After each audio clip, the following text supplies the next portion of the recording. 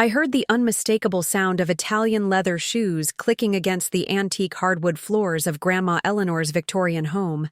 I didn't need to turn around to know who had entered the library. Only one person would wear Ferragamos, to stride through a house still draped in mourning. Before we jump back in, tell us where you're tuning in from, and if this story touches you, make sure you're subscribed. Because tomorrow, I've saved something extra special for you. My cousin Valerie had arrived, and her timing was as calculated as her smile was false. Still buried in those dusty old books, I see. Valerie's voice dripped with artificial sweetness as she surveyed the library where I'd spent countless hours with Grandma Eleanor. Some things never change, do they, Rebecca? I continued cataloging.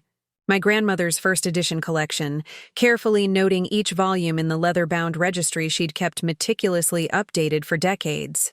The familiar smell of aged paper and leather bindings had always been a comfort. But today, it felt like the last fragile connection to the woman who'd raised me after my parents died. "Hello, Valerie," I finally replied, turning to face my cousin. The funeral was yesterday. Most people would consider it too soon for a social call. Valerie's crimson lips curved into what might pass for a smile if you didn't know better. Her designer outfit, black but somehow still ostentatious, seemed more appropriate for a fashion show than a mourning period. Her diamond earrings caught, the afternoon light filtering through the library's stained glass windows, sending tiny rainbows dancing across the bookshelves. "Oh, this isn't social, darling. You know why I'm here." She moved closer, her shadow falling across the antique desk where I sat. "The reading of the will is tomorrow, and Noah and I think it's best if we discuss things civilly beforehand." I carefully closed my grandmother's registry, wiping my ink-stained fingers on a cloth. "There's nothing to discuss, Valerie. This is Grandma Eleanor's house, her estate." "Her estate," Valerie corrected, emphasizing the word as she ran her manicured fingers along the edge of a priceless 18th century globe. "And since Noah has managed her financial portfolio for the past decade, we believe we're entitled to our fair share. The house alone is worth over $1 million in today's market." The antique letter opener in my hand suddenly felt heavier, its silver handle warming against my palm. Noah, my older cousin and Valerie's husband, had indeed been Grandma's financial advisor, the same Noah who had nearly bankrupted her with a series of guaranteed investments before I discovered the discrepancies 3 years ago. The same Noah who almost lost half her savings on cryptocurrency schemes? I asked, keeping my voice steady. "That Noah?" Valerie waved her hand dismissively, her diamond tennis bracelet catching the light. "Ancient history. Eleanor forgave him. They had lunch every month at the country club, until—" She paused dramatically, as if my grandmother's death had been orchestrated for maximum inconvenience. My grandmother's passing was still raw, a wound that hadn't even begun to heal. She'd been gone just 18 days, and here was Valerie, circling, what she thought was easy prey. My fingers tightened around the letter opener before I consciously relaxed them. "Grandma wouldn't have left Noah anything," I said firmly, standing to my full height, which still left me several inches shorter than Valerie in her designer heels. She was many things, but she wasn't naive. Valerie's artificial smile faltered momentarily. "We'll see about that. Your brother Thomas seems to think differently." The mention of my brother sent an uncomfortable chill down my spine. We hadn't spoken properly since Grandma's funeral, where he'd spent more time consoling Noah than supporting his own sister. "You've spoken to Thomas?" "Oh, honey." Valerie stepped closer, her voice dropping to a conspiratorial whisper that reeked of expensive perfume.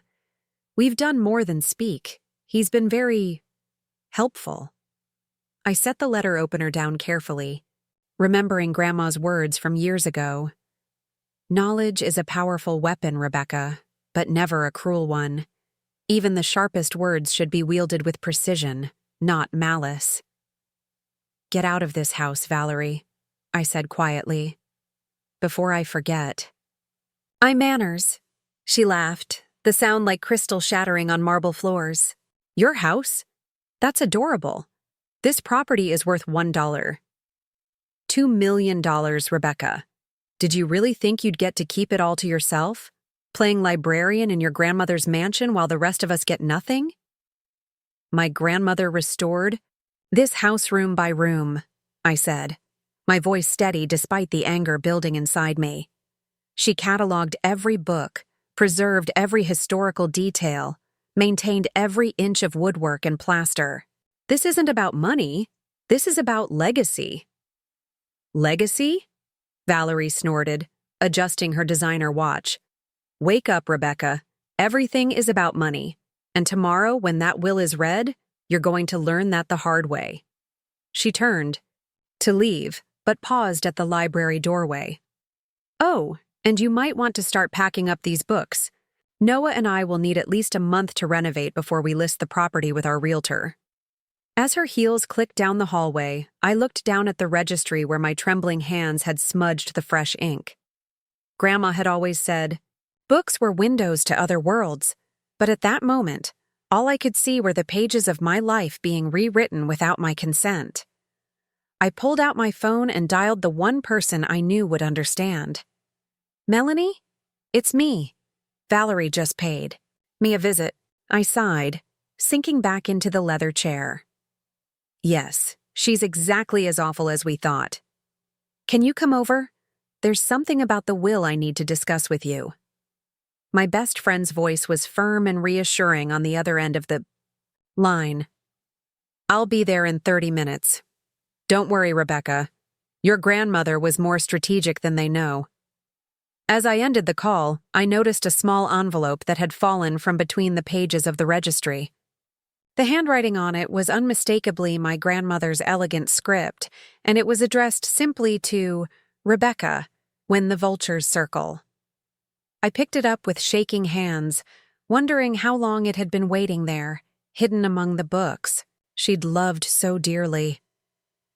The envelope felt heavy, like it carried more than just paper. Well, Grandma, I whispered, turning the envelope over in my hands. Looks like you left me one last story to read. The sound of Valerie's car engine faded into the distance as I stood in the library, holding what felt like the first piece of a puzzle my grandmother had left behind. Whatever game Valerie and Noah were playing, I had a feeling they were about to learn they'd chosen the wrong opponent. The old Victorian house creaked and settled around me, almost as if it were agreeing. For as long as I could remember, this house had been my safe haven. First as a frightened 8-year-old orphan, then as a bookish teenager who preferred the company of classic literature to high school parties, and now as a 32-year-old librarian who had returned to care for her aging grandmother. I ran my fingers along the spines of the books nearest to me, first editions of Austen, Dickens, and Bronte that Grandma had collected over her lifetime. Each one had a story beyond the words printed on its pages, where she'd found it, what she'd sacrificed to acquire it, who had owned it before. She'd taught me that objects carried histories just as people did, and that preserving those histories was a sacred trust. The thought of Valerie and Noah selling off these treasures piece by piece made my chest tighten. The collection was worth a small fortune, but its true value couldn't be calculated in dollars and cents. Each book represented a piece of my grandmother's soul. Outside the bay windows, the gardens that surrounded the house were beginning to bloom with the first flowers of spring.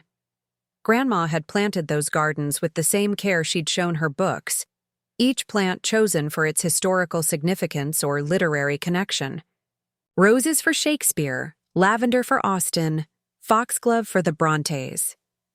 Another legacy Valerie wouldn't understand or appreciate. I looked down at the envelope in my hands again. The paper was thick, expensive stationery that Grandma reserved for her most important correspondence. I traced my thumb over my name in her handwriting, taking comfort in the familiar curves and flourishes. Whatever message she'd left me, whatever game was afoot, I knew one thing for certain. Eleanor Montgomery hadn't raised me to surrender without a fight.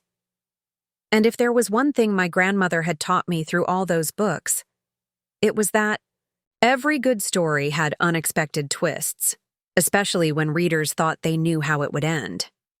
Preparing and narrating this story took us a lot of time, so if you are enjoying it, subscribe to our channel. It means a lot to us. Now back to the story. Melanie arrived precisely when she promised, her sensible sedan pulling into the curved driveway as the afternoon light began to soften. Through the library window, I watched her emerge with her leather briefcase in one hand and a bottle of my favorite red wine in the other. Typical Melanie, always prepared for both business and emotional support. "I figured we might need this," she said, holding up the wine as she strode into the library. The familiar scent of her sandalwood perfume mixed with the aroma of old books as she set her briefcase down with a decisive thunk. I was still holding the unopened envelope, perched on the edge of Grandma Eleanor's reading chair. The room smelled of lemon polish and aged paper, a scent I wasn't ready to lose to Valerie's promised renovations. "You haven't opened it yet?" Melanie nodded at the envelope, already moving toward the antique bar cart to locate wine glasses. "I wanted to wait for you," I admitted, turning the envelope over again. After what Valerie had said about Thomas helping them, I needed an ally present. Melanie handed me a generously poured glass of Merlot. "Open it, Rebecca. Your grandmother was very specific about certain things being revealed at certain times." My head snapped up. "What do you mean?" She settled into the leather armchair opposite mine, her expression both professional and compassionate. "Open the letter, Rebecca." With trembling fingers, I broke the wax seal. Grandma Eleanor had always appreciated these old-world touches. Inside was a single sheet of her personal stationery and a small brass key that glinted in the late afternoon light. "Dear Rebecca," I read aloud, my grandmother's voice seeming to echo in my head. "If you're reading this, then someone has already made a move on the estate. Knowing human nature as I do, I'm guessing it's Valerie. She always did remind me of those characters in Victorian novels who smile while plotting inheritance schemes, all teeth and no heart." Melanie snorted into her wine glass, and I couldn't help but smile. Grandma's literary references had always been spot on. "The key enclosed opens the false bottom of the third drawer in my writing desk," I continued reading. "Inside, you'll find everything you need to protect what's yours. Remember what I taught you about chess. Sometimes you must sacrifice a pawn to protect the queen. Love, Grandma Eleanor." I looked up at Melanie, who was already moving toward the mahogany writing desk that had sat in the library's bay window for as long as I could remember. "You knew about this?" The question came out sharper than I intended. "I helped her set it up," Melanie admitted, gesturing for me to use the key. "Your grandmother came to me 6 months ago, right after her diagnosis. She knew exactly how things would play out." A strange feeling settled in my stomach, part grief, part astonishment. Even in her final months, weakened by illness, Grandma Eleanor had been 3 steps ahead of everyone. The drawer opened with a soft click. I removed the false bottom, revealing a thick manila envelope and a USB drive nestled in the hidden compartment. "Before you look at those," Melanie said, settling on the edge of the desk, "there's something you need to know about tomorrow's will reading. Your grandmother added a codicil 4 days before she died." "A what?" "A modification to the will." Melanie's expression was impossible to read. "And trust me, it's going to change everything." I spread the contents of the manila envelope across the antique desk. Photographs spilled out, dozens of them. Valerie meeting with someone in a dimly lit restaurant. Noah entering the office of a lawyer who wasn't Melanie. Bank statements, email printouts, text message screenshots. "Grandma had them investigated?" I asked, stunned by the thoroughness of the documentation. "Better." Melanie's smile was sharp as a paper cut. "She had them followed. That USB drive contains audio recordings of Noah attempting to access your grandmother's investment accounts without authorization 2 weeks before she died." My hands shook as I picked up one of the photos. "Is that Thomas meeting with Valerie and Noah at the country club?" 3 weeks before your grandmother's death, Melanie confirmed. But look at his face in the next photo. The second image showed my brother leaving the meeting, his expression a mask of barely controlled disgust. He was holding what looked like a check in his hand. He kept that check as evidence, Melanie explained. Brought it straight to your grandmother. That's when Eleanor knew she had to act quickly. My head was spinning. But Valerie said Thomas was helping them. Your brother has been playing a dangerous game, Rebecca, feeding them just enough information to keep them confident while helping your grandmother gather evidence of their conspiracy. I sank back into Grandma's reading chair, trying to process this revelation. Why didn't he tell me? Because Valerie needed to show her hand first. Melanie pulled out some legal documents from her briefcase. Tomorrow, when I read the will, Valerie and Noah are going to think they've won. The initial reading will grant them a significant portion of the estate. What? I stood up so fast my wine glass tipped over, staining a first edition copy of Great Expectations that lay open on the side table. Let me finish. Melanie held up her hand, unfazed by my outburst. That's when the codicil kicks in. Your grandmother set up a trap, Rebecca. The moment they accept the inheritance, they trigger a clause that reveals their attempted manipulation and financial fraud. Everything, the photos, the recordings, the unauthorized access attempts, becomes part of the legal record. Understanding dawned slowly as I stared at the evidence spread across the desk. She made them think they won so they'd incriminate themselves. Exactly. Melanie's grin was triumphant. The real will leaves everything to you, with a modest trust set up for Thomas. Valerie and Noah get nothing except a very public exposure of their true characters. I picked up Grandma's letter again, running my fingers over her familiar handwriting. Even from beyond the grave, she was protecting me, teaching me, helping me stand my ground. One more thing, Melanie said softly. Thomas asked to see you tonight. He has something else you need to know before tomorrow. I looked out the library window at the setting sun, thinking of my brother, of Valerie's smug face, of all the pieces my grandmother had carefully put in place. Tell him to come over, I said. It's time we had a family reunion. As Melanie stepped out to make the call, I turned my attention back to the evidence. The photographs told a story of meticulous planning on both sides. Valerie and Noah's attempts to manipulate my grandmother's finances, and Eleanor's careful documentation of their every move. One photo in particular caught my attention. Noah sitting at Grandma's desk, this very desk, rifling through papers while she was supposedly at a doctor's appointment. The timestamp showed it was taken just 5 weeks ago. The betrayal felt fresh all over again. I remembered how Noah had joined the family 15 years ago, charming everyone with his financial acumen and easy smile. He'd married Valerie after a whirlwind romance and soon positioned himself as the family's financial guru. For years I'd trusted him too, until the irregularities in Grandma's accounts became too obvious to ignore. When I'd confronted him, 3 years ago with evidence of his risky investments, he'd dismissed me as just a librarian who couldn't possibly understand the complexities of modern portfolio management. Grandma had backed me up then, transferring control of her major assets to a different financial advisor. But she'd maintained a cordial relationship with Noah. Now I understood why. She'd been playing the long game.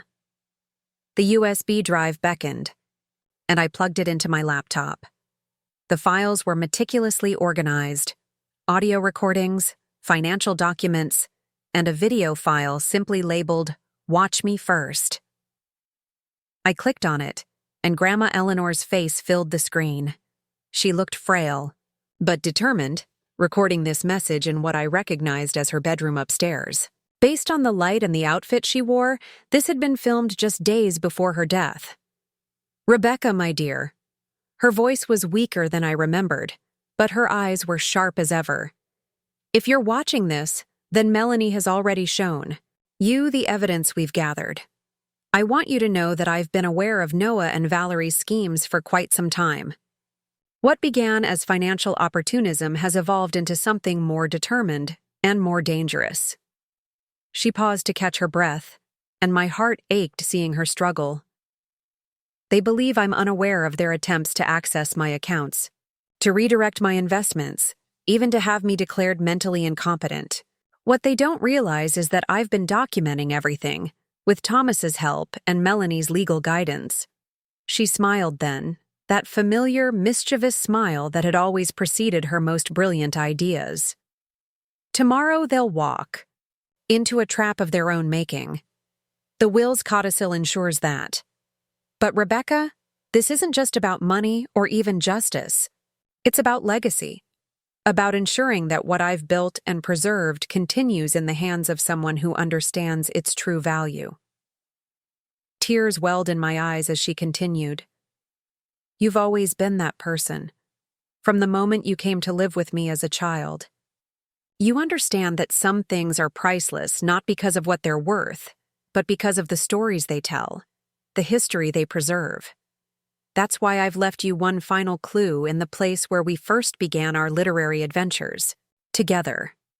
Remember the secret reading nook? That's where you'll find the last piece of this puzzle. The video ended, leaving me with tears streaming down my face and a renewed sense of purpose. The secret reading nook, the window seat in the third-floor turret, where Grandma had first read me Jane Eyre after my parents' funeral. I hadn't been up there in years. As the last rays of daylight faded from the library windows, I heard the crunch of tires on the gravel driveway. Thomas had arrived. Thomas arrived after dark, looking nothing like the confident brother who'd stood stoically at Grandma's funeral. His tailored suit was wrinkled, his eyes shadowed with exhaustion, and his normally perfectly trimmed beard showed signs of neglect. He hesitated at the library doorway, clutching a leather portfolio like a shield. You look terrible, I said, breaking the uncomfortable silence. Yeah, well, playing double agent isn't as glamorous as the spy novels make it seem. He attempted a smile that didn't reach his eyes.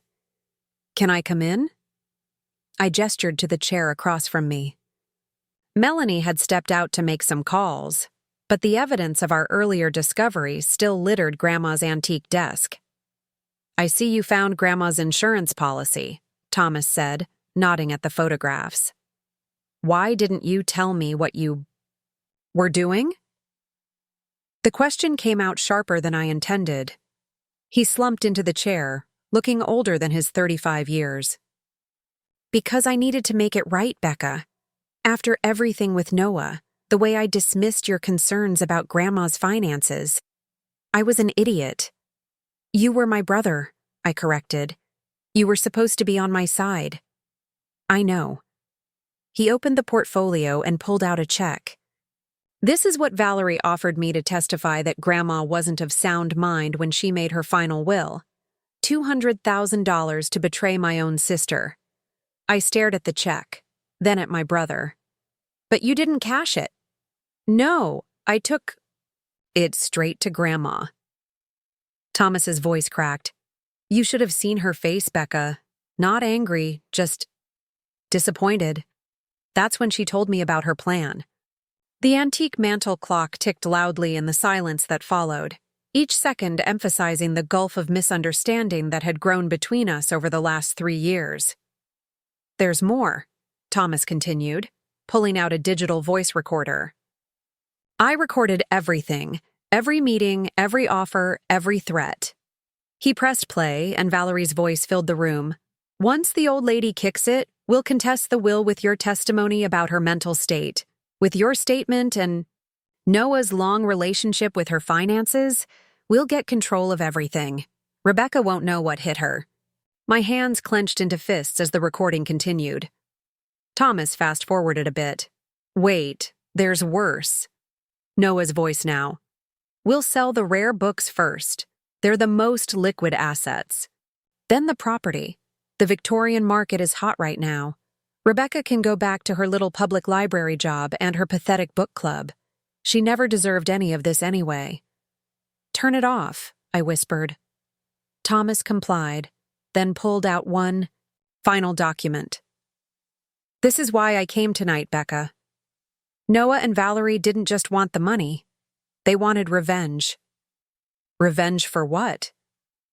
For making Noah look bad when you exposed his investment schemes.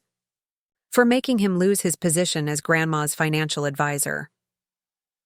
The memory hit me like a physical blow. Standing in this very library 3 years ago, presenting Grandma with the evidence of Noah's mismanagement, watching her face as she realized how close she'd come to financial ruin.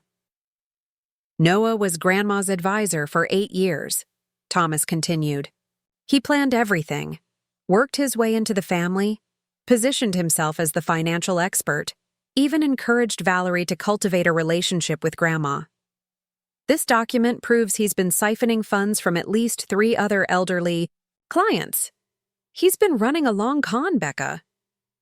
I snatched the paper, scanning the bank transfers and account numbers. Grandma knew about this? Found out right before her diagnosis. She was building a case against him, but the cancer. Thomas's voice trailed off. That's when she started planning this instead. Said sometimes justice needs to work outside the system. The codicil, I murmured. Yeah, tomorrow's going to be brutal, Becca. They think they've got it all figured out. Valerie's even hired a videographer to document the historic transfer of Grandma's literary collection to their possession. Despite everything, I laughed. She hired a videographer to record her own downfall? Grandma would have appreciated the literary irony. Thomas smiled, a real one this time. Remember that time in high school when those girls were bullying you about always having your nose in a book? And Grandma invited them to a literary salon that turned out to be a master class in intellectual humiliation? I joined him, at the window, looking out at the darkened garden. She quoted Shakespeare at them until they fled. "The empty vessel makes the loudest sound," Thomas quoted. I see clearly now, Thomas. I see what Grandma was trying to teach us, even at the end. That sometimes the best victory isn't in confrontation. It's in letting your enemies defeat themselves, I finished. The mantel clock chimed the half hour, reminding us that tomorrow was getting closer with each tick. You should get some rest, Thomas said, gathering his evidence. Tomorrow's going to be one hell of a show. As I watched him leave, I touched the cool glass of the window pane. Grandma had always loved these old windows, with their wavy imperfections that cast strange, beautiful patterns when the light hit them just right. She'd said they were the eyes of the house, witnesses to generations of stories. Tomorrow they would witness justice served exactly as she had planned. After Thomas left, I found myself drawn to the third-floor turret room Grandma had mentioned in her video. The narrow spiral staircase creaked under my feet as I climbed, flashlight in hand. The electricity in this part of the house had always been temperamental, another charming quirk of Victorian architecture that Valerie would have modernized without a second thought. The turret room was exactly as I remembered. Circular, with windows facing in 3 directions and built-in bookshelves covering every available inch of wall space. The window seat where Grandma and I had spent countless hours reading together was draped with the same faded velvet cushions, now dusty with disuse. I ran my hand along the ornately carved wood of the seat, feeling for the secret compartment we'd used to hide our favorite books and special treasures. There, a small indentation that revealed the hidden latch when pressed just right. The panel slid open with a familiar whisper of wood against wood. Inside was another envelope, this one yellowed with age, and a small leather-bound book I didn't recognize. The envelope bore my name in Grandma's handwriting, but the ink had faded, suggesting it had been written long before her recent illness. Inside was a single sheet of paper, the deed to the house, transferred solely into my name. The date on the transfer was from 5 years ago, long before any of the current drama had unfolded. Attached was a brief note. Rebecca, this house has been in our family for 5 generations. I've watched you love every creaking floorboard and fogged window pane since you came to live with me. The true ownership has always been in your heart, but now the legal ownership is yours as well. No matter what happens, no one can take this from you. It is already done. Grandma E.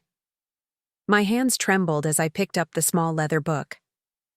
It was Grandma's personal journal, the one she'd carried with her everywhere in the last years of her life.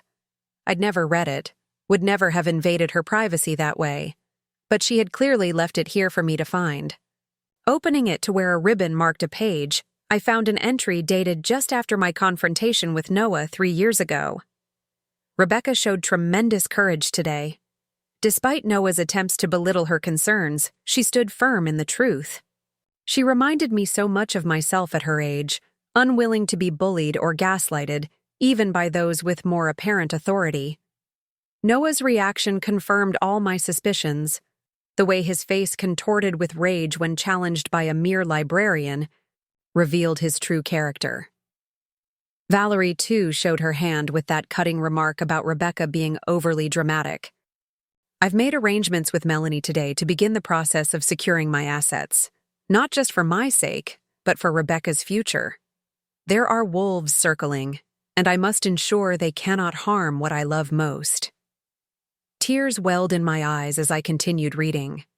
Entry after entry documented Grandma's growing concerns, her careful observations of Noah and Valerie's behavior, and her determination to protect both her legacy and me.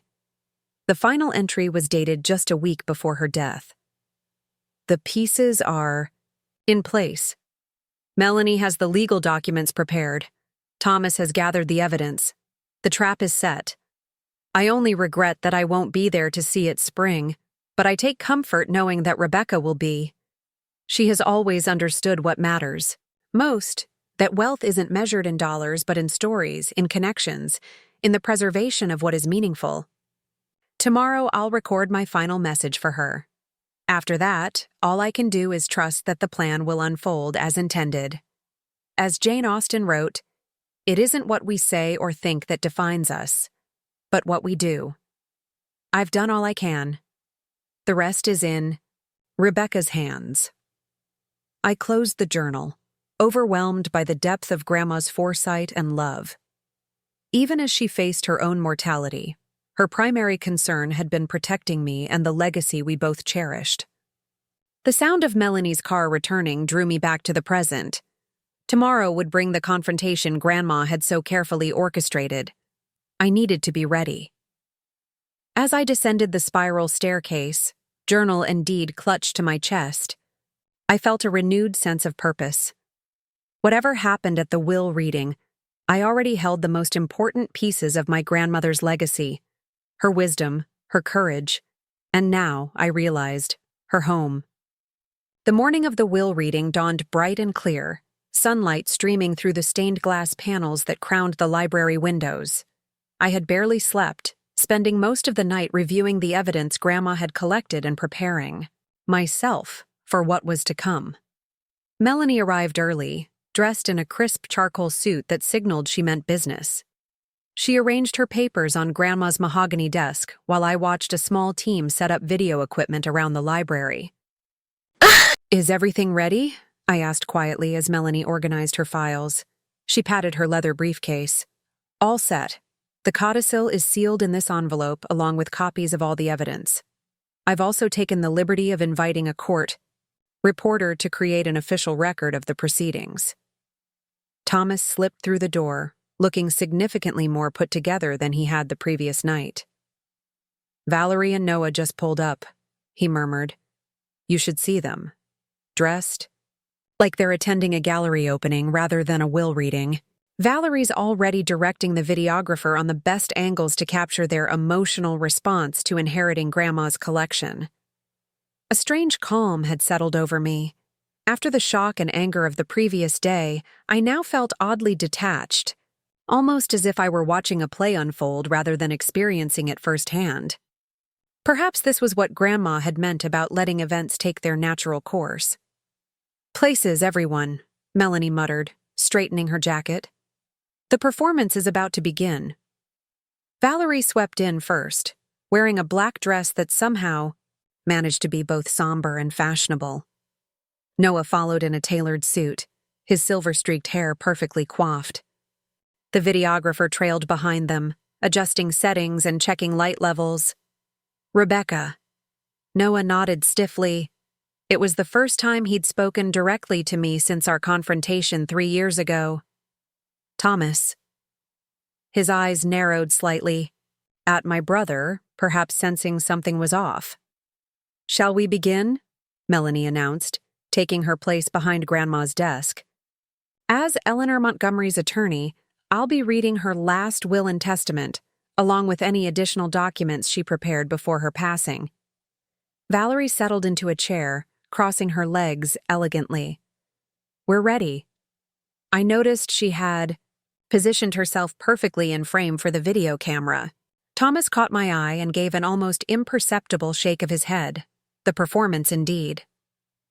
"Before we begin," Melanie said, "I want to confirm that everyone understands this is an official proceeding. Everything said here today is being recorded and will become part of the legal record." She nodded toward the court reporter who sat unobtrusively in the corner. Valerie's smile faltered slightly. This hadn't been part of her staging. Melanie opened a formal-looking document. "I, Eleanor Victoria Montgomery, being of sound mind and body, do hereby set forth my last will and testament." The initial reading proceeded exactly as Melanie had warned me. Grandma's estate, including the Victorian house, her literary collection, and investment portfolio, valued altogether at approximately $2 million, was to be divided, 55% to me, 45% to be split between Noah and Valerie. "I knew it!" Valerie exclaimed, grabbing Noah's arm. "Eleanor valued our relationship too much to leave us out." I watched Noah's face carefully. Unlike Valerie, who was practically glowing with triumph, he looked wary, his eyes darting between Melanie and the court reporter. "However," Melanie continued, her voice cutting through Valerie's celebration, "there is a codicil to the will, added 4 days before Eleanor's death." Valerie's smile froze. "A what?" "A modification," Noah explained, suddenly looking very alert. "What kind of modification?" Melanie broke the seal on the envelope with deliberate slowness. "The acceptance of any inheritance under this will is contingent upon a full investigation into certain financial irregularities discovered in the months preceding my death." The room went silent. Even the videographer seemed to hold his breath, instinctively sensing the dramatic shift occurring. "What irregularities?" Noah's voice had lost its confident edge. "Perhaps these will explain," Melanie said, sliding the photographs across the desk. "Or this USB drive containing recordings of unauthorized attempts to access Eleanor's accounts. Or these bank statements showing systematic redirection of funds from elderly clients." Noah grabbed one of the photos, his face draining of color. It showed him entering the office of a competing financial advisor, carrying what appeared to be Eleanor's confidential portfolio documents. Thomas spoke up from his corner. Grandma had quite the collection of evidence, including recordings. "Of you both planning to contest the will based on false testimony about her mental state." "Turn that camera off." Valerie stood so quickly her chair toppled backward. "Now." "Oh no," I said, finally finding my voice. "The camera stays. You wanted to document this historic moment, remember?" "You can't do this," Valerie hissed, turning to Noah. "Tell them they can't do this." But Noah was still staring at the photos, particularly one showing him accessing Grandma's computer while she was at a medical appointment. "The codicil is quite clear," Melanie continued, professional. As ever, any attempt to claim an inheritance automatically triggers the release of all this evidence to the proper authorities, including the Securities and Exchange Commission and the District Attorney's Office. The choice is yours." "Choice?" Valerie laughed, the sound brittle and sharp. "What choice? You've trapped us." No, I corrected her, rising to meet her gaze. You trapped yourselves. Every scheme, every plot, every attempt to steal what wasn't yours, it all led to this moment. Valerie whirled on Thomas. This is your fault. You were supposed to help us. Thomas shrugged, his expression calmer than I'd seen in years. I did help, just not you. Noah finally spoke, his voice hollow. It's over, Valerie. We've lost. The hell it is. She grabbed one of the rare books from a nearby shelf, a first edition Dickens worth thousands. I won't let her win. Melanie quickly pressed a button on her laptop, and Grandma's face appeared on the large monitor we'd set up the night before. The timestamp showed the video had been recorded just 5 days before her death. If you're watching this, Grandma's voice filled the room. It means you've shown your true colors just as I knew you would. Despite her frail appearance, her eyes were sharp and clear. Noah, I trusted you with my financial well-being, and you betrayed that trust. Valerie, you married into this family and immediately began plotting to claim what wasn't yours. Greed is a terrible teacher, but consequences are excellent students. Valerie's mascara ran in black streaks as she set the book down, her hands shaking. She was a manipulative old woman who couldn't stand to see anyone else have nice things. This whole thing is a setup. Ms. Montgomery, the court reporter interrupted. Please control yourself or I'll have to note your outburst in the official record. Note this in your official record, Valerie spat. This isn't over. You think you've won, Rebecca? You think this little trap changes anything? I destroyed better people than you over brunch. Melanie remained calm. Additionally, the codicil specifically states that any threats made during or after the reading of the will shall be considered evidence of intent and will be submitted to the authorities. Along with the financial documentation, Noah stood up, straightening his tie with shaking hands. Valerie, that's enough. We need to consult with our lawyer. Your lawyer is currently being investigated by the Bar Association, Melanie informed them. Eleanor filed a complaint regarding his involvement in the attempt to have her declared mentally incompetent. The room fell silent again, broken only by the sound of the camera's quiet whirring and Valerie's increasingly ragged breathing. As I was saying, Melanie continued, according to the codicil, in light of the evidence presented here, the revised distribution of assets is as follows. The entirety of Eleanor Montgomery's estate, including all property, investments, and collections, passes to Rebecca Montgomery. Thomas Montgomery receives the previously established trust fund of $100,000.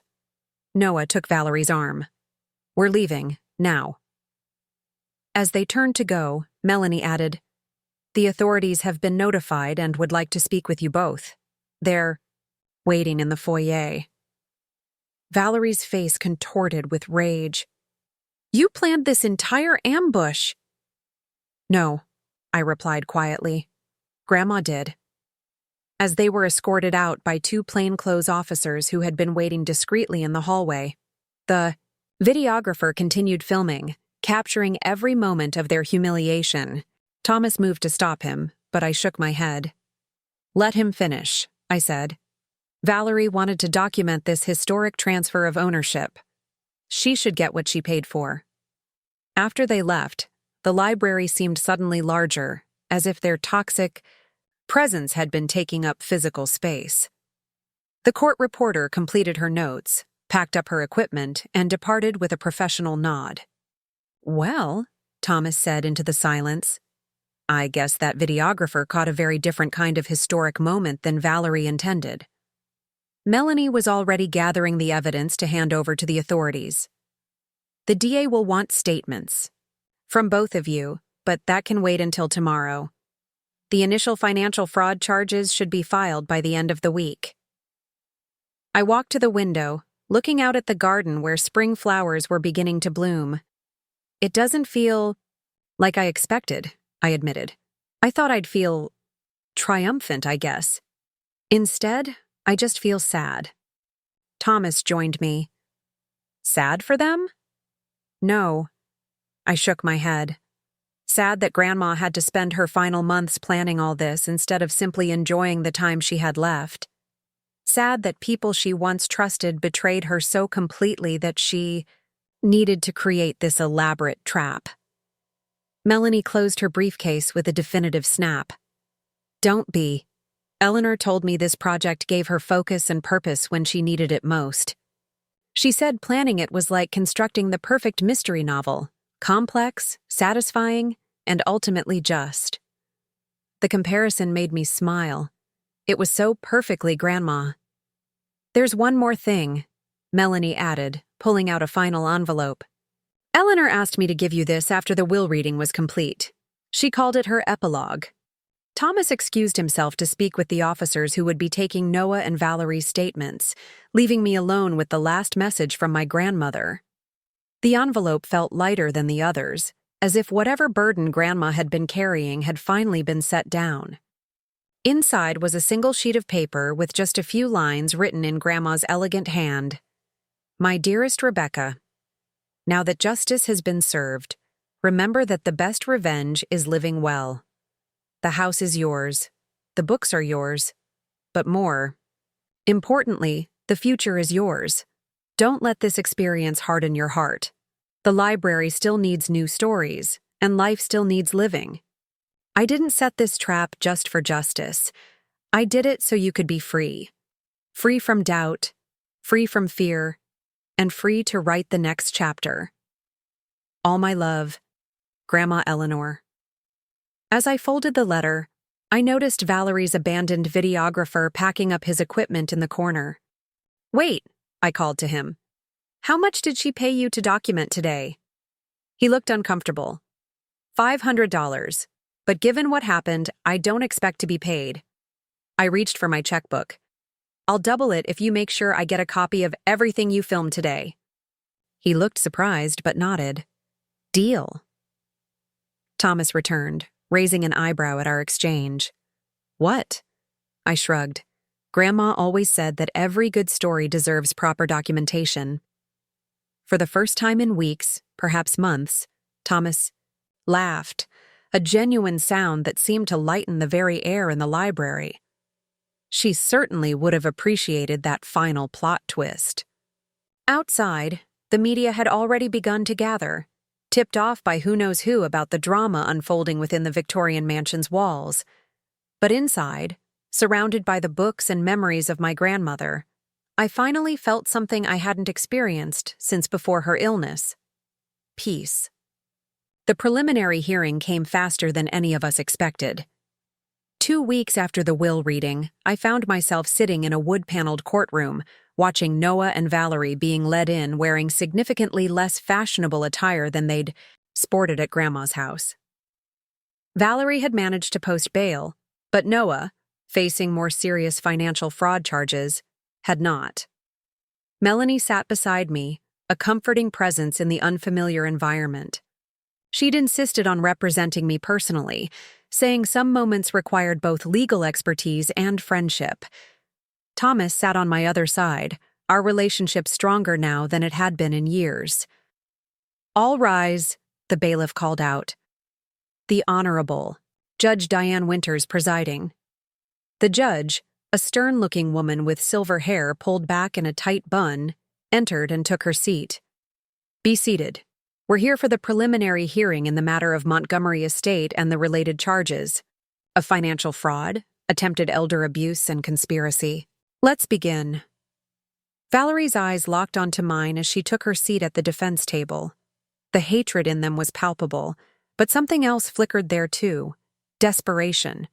Her lawyer had been trying to negotiate a plea deal, but the prosecutor wasn't budging, not with the mountain of evidence Grandma had collected. Your Honor, the prosecutor began, the state would like to enter into evidence Exhibits A through F, documenting a pattern of systematic fraud and conspiracy spanning approximately 3 years. I watched as they displayed the photos, the bank statements, the recordings, the same evidence that had been revealed at the will reading. Valerie's face grew paler with each new piece presented. Noah just stared at his hands, shoulders slumped in defeat. The state calls Rebecca Montgomery to the stand. Walking to the witness box felt like crossing an ocean. I could feel everyone's eyes on me. The journalists scribbling in their notebooks, the jury leaning forward in anticipation, Valerie's gaze burning into my back. Please state your name for the record. Rebecca Montgomery. Ms. Montgomery, can you tell us about your relationship with the defendants? I took a deep breath, looking straight at Valerie. Noah is my cousin's husband. He served as my grandmother's financial advisor for 8 years. Valerie is my cousin. They married 5 years ago. And after their marriage, did you notice any changes in their relationship with your grandmother? Objection. Valerie's lawyer stood. Calls for speculation. I'll rephrase, the prosecutor said smoothly. Ms. Montgomery, can you describe the defendant's interactions with your grandmother that you personally witnessed? I described everything. The increasing frequency of their visits after Grandma's diagnosis, Noah's unauthorized access to her accounts, Valerie's subtle suggestions that Grandma was becoming forgetful, their reaction when I presented evidence of financial mismanagement. 3 years earlier. Ms. Montgomery, the prosecutor held up the documents found in Noah's office. When did you become aware of these plans regarding your grandmother's estate? Objection, Valerie's lawyer shouted. Those documents were obtained without proper authorization. Your Honor, these documents were found in a search conducted with a valid warrant following evidence presented by Eleanor Montgomery herself before her death. The judge peered at Valerie over her reading glasses. Overruled. I learned about them after Grandma's will reading, I answered. My grandmother suspected something like this might happen. That's why she gathered all the evidence and changed. Her will. She was protecting her legacy even after she was gone. Noah suddenly stood up, his handcuffs rattling. This is absurd. I was her financial advisor for nearly a decade. I made that woman money when the market was crashing. This whole thing is a setup orchestrated by a paranoid old woman who couldn't accept that. Mr. Sullivan, the judge barked, sit down, or I'll have you removed from my courtroom. Valerie grabbed his arm, pulling him back into his seat, but the damage was done. His outburst had revealed more about his character than any evidence could have. Ms. Montgomery, the prosecutor continued once order was restored, can you tell us why your grandmother went to such lengths to document these activities rather than simply reporting them to authorities at the time? I thought about Grandma's video message, about her journal entries, about her final letter to me. My grandmother believed in justice, but she also believed in irrefutable proof. She knew that someone of Noah's professional standing might be able to talk his way out of accusations from an elderly woman, especially if he portrayed her as confused or forgetful. So she built a case that no one could dismiss. The questioning continued for nearly an hour. When I was finally allowed to step down, Melanie squeezed my hand as I returned to my seat. The prosecution calls Thomas Montgomery. My brother's testimony was even more damaging than mine. He described in detail how Valerie and Noah had approached him, offering substantial payment for false testimony about our grandmother's mental state. He played the recordings he'd made of their meetings, each word digging them deeper into legal jeopardy. By the time the morning session ended, Noah's attorney was already signaling to the prosecutor, clearly eager to discuss a deal. During the lunch recess, Thomas and I sat on a bench outside the courthouse, sharing a sandwich from the deli across the street. I never thought we'd be here, he said quietly. When Grandma first told me what she suspected, I couldn't believe it. Noah always seemed so competent, trustworthy. That was his talent, I replied, making people trust him while he systematically betrayed them. The prosecutor thinks Noah will take a deal, Thomas said. He'll have to give up his financial licenses, pay restitution, and serve at least some time. But by cooperating, he might avoid the maximum sentence. And Valerie? Thomas shrugged. She's facing fewer charges, but her involvement in the conspiracy is clear. She'll probably avoid jail time but not a felony record. When court resumed, Noah's attorney formally requested time to discuss a plea arrangement. The judge granted a 2-day recess for negotiations. As we left the courthouse, reporters swarmed around us, shouting questions. Melanie expertly guided us through the crowd to her car. No comment except to say that we're cooperating fully with authorities and request privacy during this difficult time, she stated firmly, a perfect echo of what she'd prepared after the will reading. Back at the Victorian house, my house now, I was still adjusting to that reality, we gathered in the kitchen rather than the library. Somehow the cozy, less formal space felt right for processing the day's events. The DA just called, Melanie announced, setting down her phone. Noah's talking. He's admitted to everything, including similar schemes with at least 2 other elderly clients. How many people did he defraud? I asked, appalled at the scope of his crimes. They've identified 5 so far, Melanie said, all wealthy older individuals with significant assets and few close family members to monitor their finances. Your grandmother was actually the only one who caught on to what was happening. Because she had Rebecca, Thomas added. The others were more isolated. A thought struck me. Grandma knew, didn't she? That it wasn't just about her money. That's why she documented everything so carefully. Melanie nodded slowly. She showed me a pattern she'd discovered. Financial advisors targeting wealthy seniors, subtle manipulation of accounts, gradual isolation from family members who might notice irregularities. She wasn't just protecting herself or you. She was trying to stop him from doing this to anyone else. I walked to the kitchen window, looking out at the garden Grandma had tended so carefully. The spring flowers were in full bloom now, a riot of colors against the Victorian home's stately backdrop. We should release a statement, Thomas suggested. Control the narrative before Noah's lawyer tries to spin this as some sort of misunderstanding or family disagreement. Already drafted, Melanie said, opening her laptop. A simple acknowledgement of the ongoing legal proceedings, expression of gratitude for the justice system's thoroughness, and a request for privacy.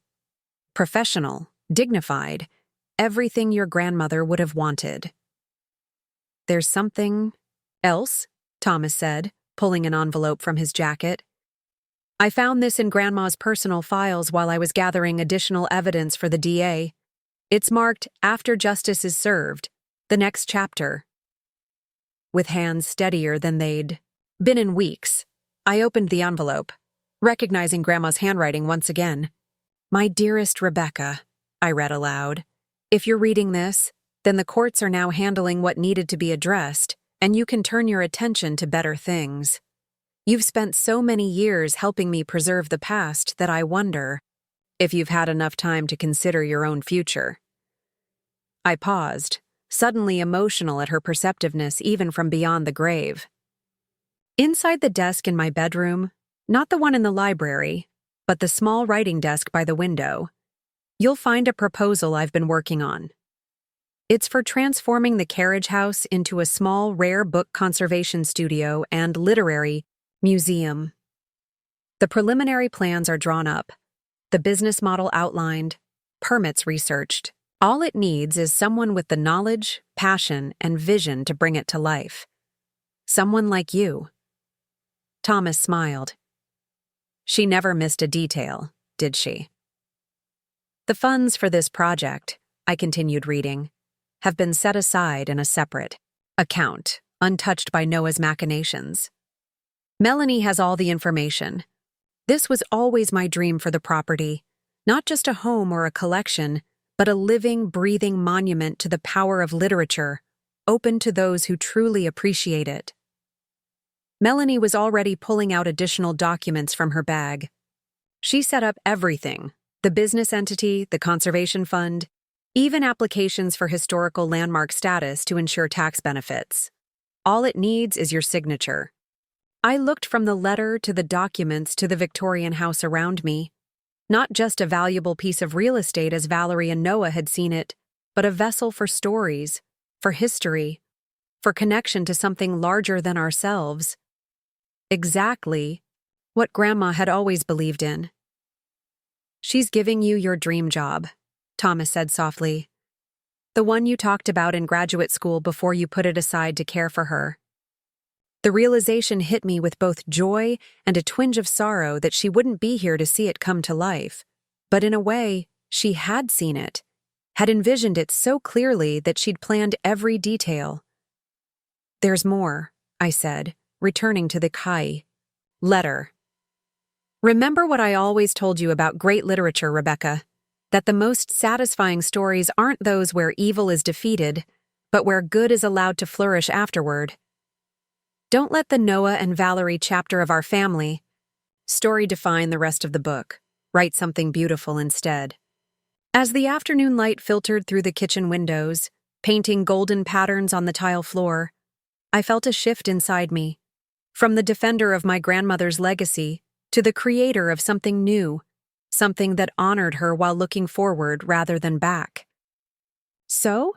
Melanie asked, her professional demeanor softening into genuine curiosity. "What happens next in this story?" I looked at the plans Grandma had drawn up, at Thomas's expectant face, at the house that had been in our family for generations. For the first time since before Grandma's illness, I felt a spark of excitement about the future. "Next," I said, feeling stronger than I had in years, "we build something new." 6 months later, the late autumn sunlight streamed through the newly restored stained glass windows of the carriage house, casting jewel-toned patterns across the restoration tables, where I was carefully rebinding a 19th century copy of Jane Eyre. The Montgomery Literary Conservation Studio had been open for just 2 months, but we already had a waiting list of clients eager to have their precious books restored and preserved. "You've got visitors," Thomas called from the doorway, breaking my concentration. I looked up from my work, carefully setting aside the delicate pages. "The tour isn't scheduled until 2. "Not those kinds of visitors." He stepped aside to reveal Melanie standing with a distinguished-looking man in a tweed jacket. "Rebecca," Melanie said, her professional demeanor barely containing her excitement. "This is Dr. Harrison from the National Literary Preservation Society. He's here about your grant application." My heart skipped a beat. I'd submitted the application 3 months ago, never truly believing we'd catch the attention of such a prestigious organization so quickly. "Ms. Montgomery," Dr. Harrison stepped forward, taking in the restored carriage house with an appreciative eye. "I must say, what you've accomplished here in such a short time is remarkable. Your grandmother's collection alone would be worthy of our attention, but the work you're doing to make conservation techniques accessible to the public is exactly the kind of initiative our organization seeks to support."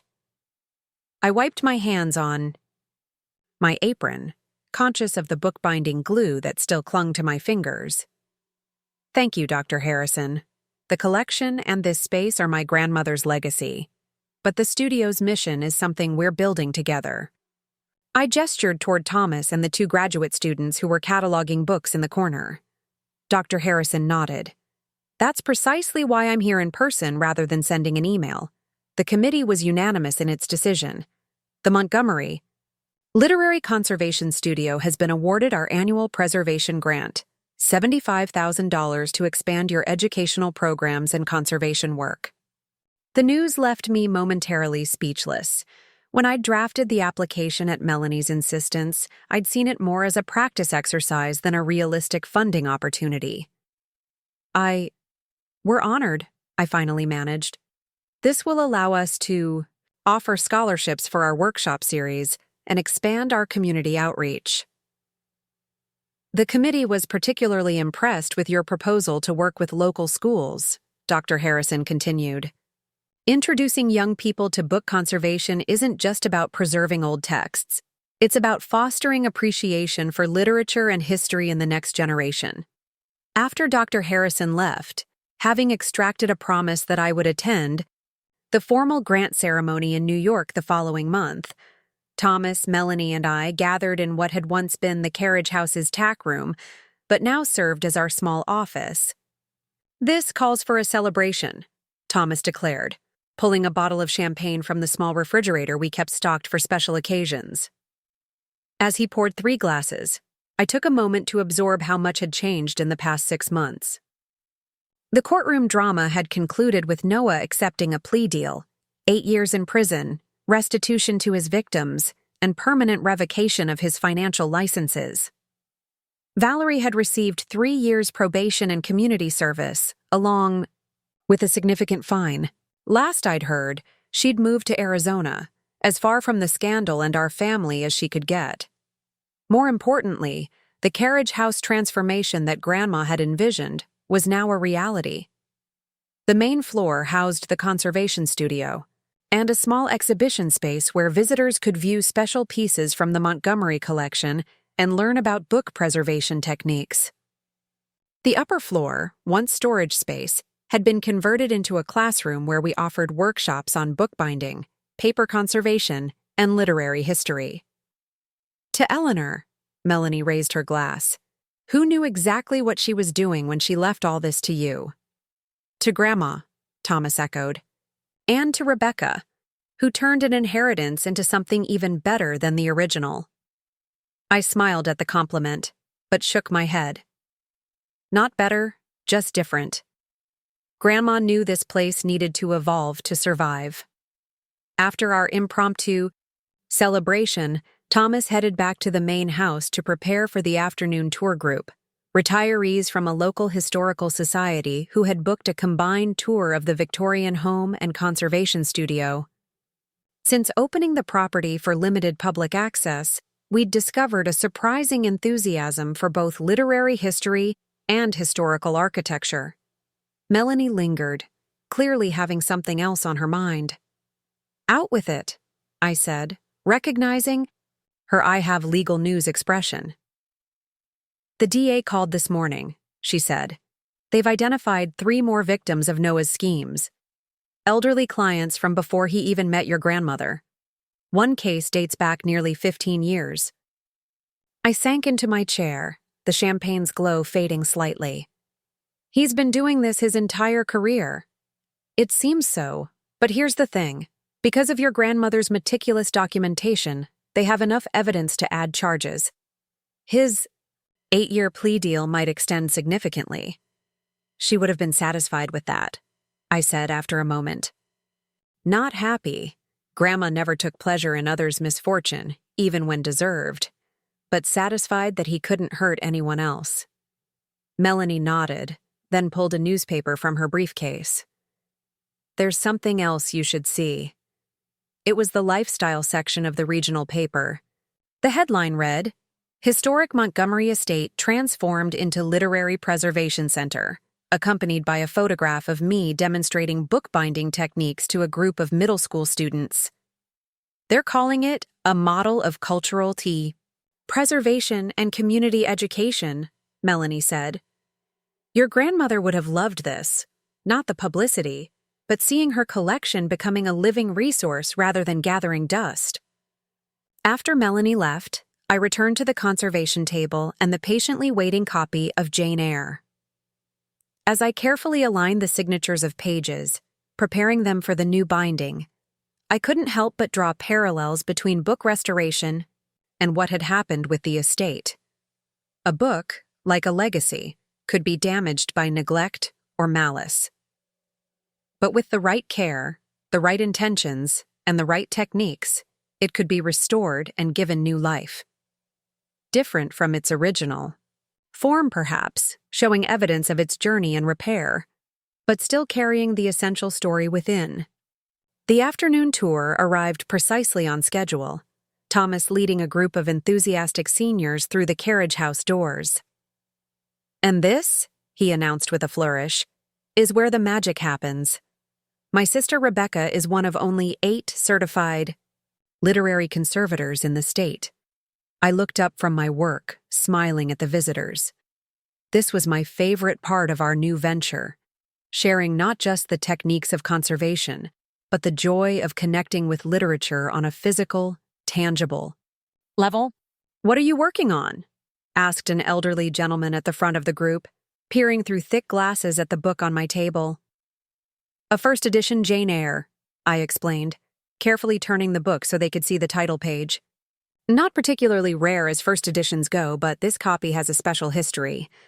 It belonged to my grandmother, who received it from her grandmother, who purchased it in London in 1874. 5 generations of women passing down a book, marveled one of the visitors. Now that's a legacy.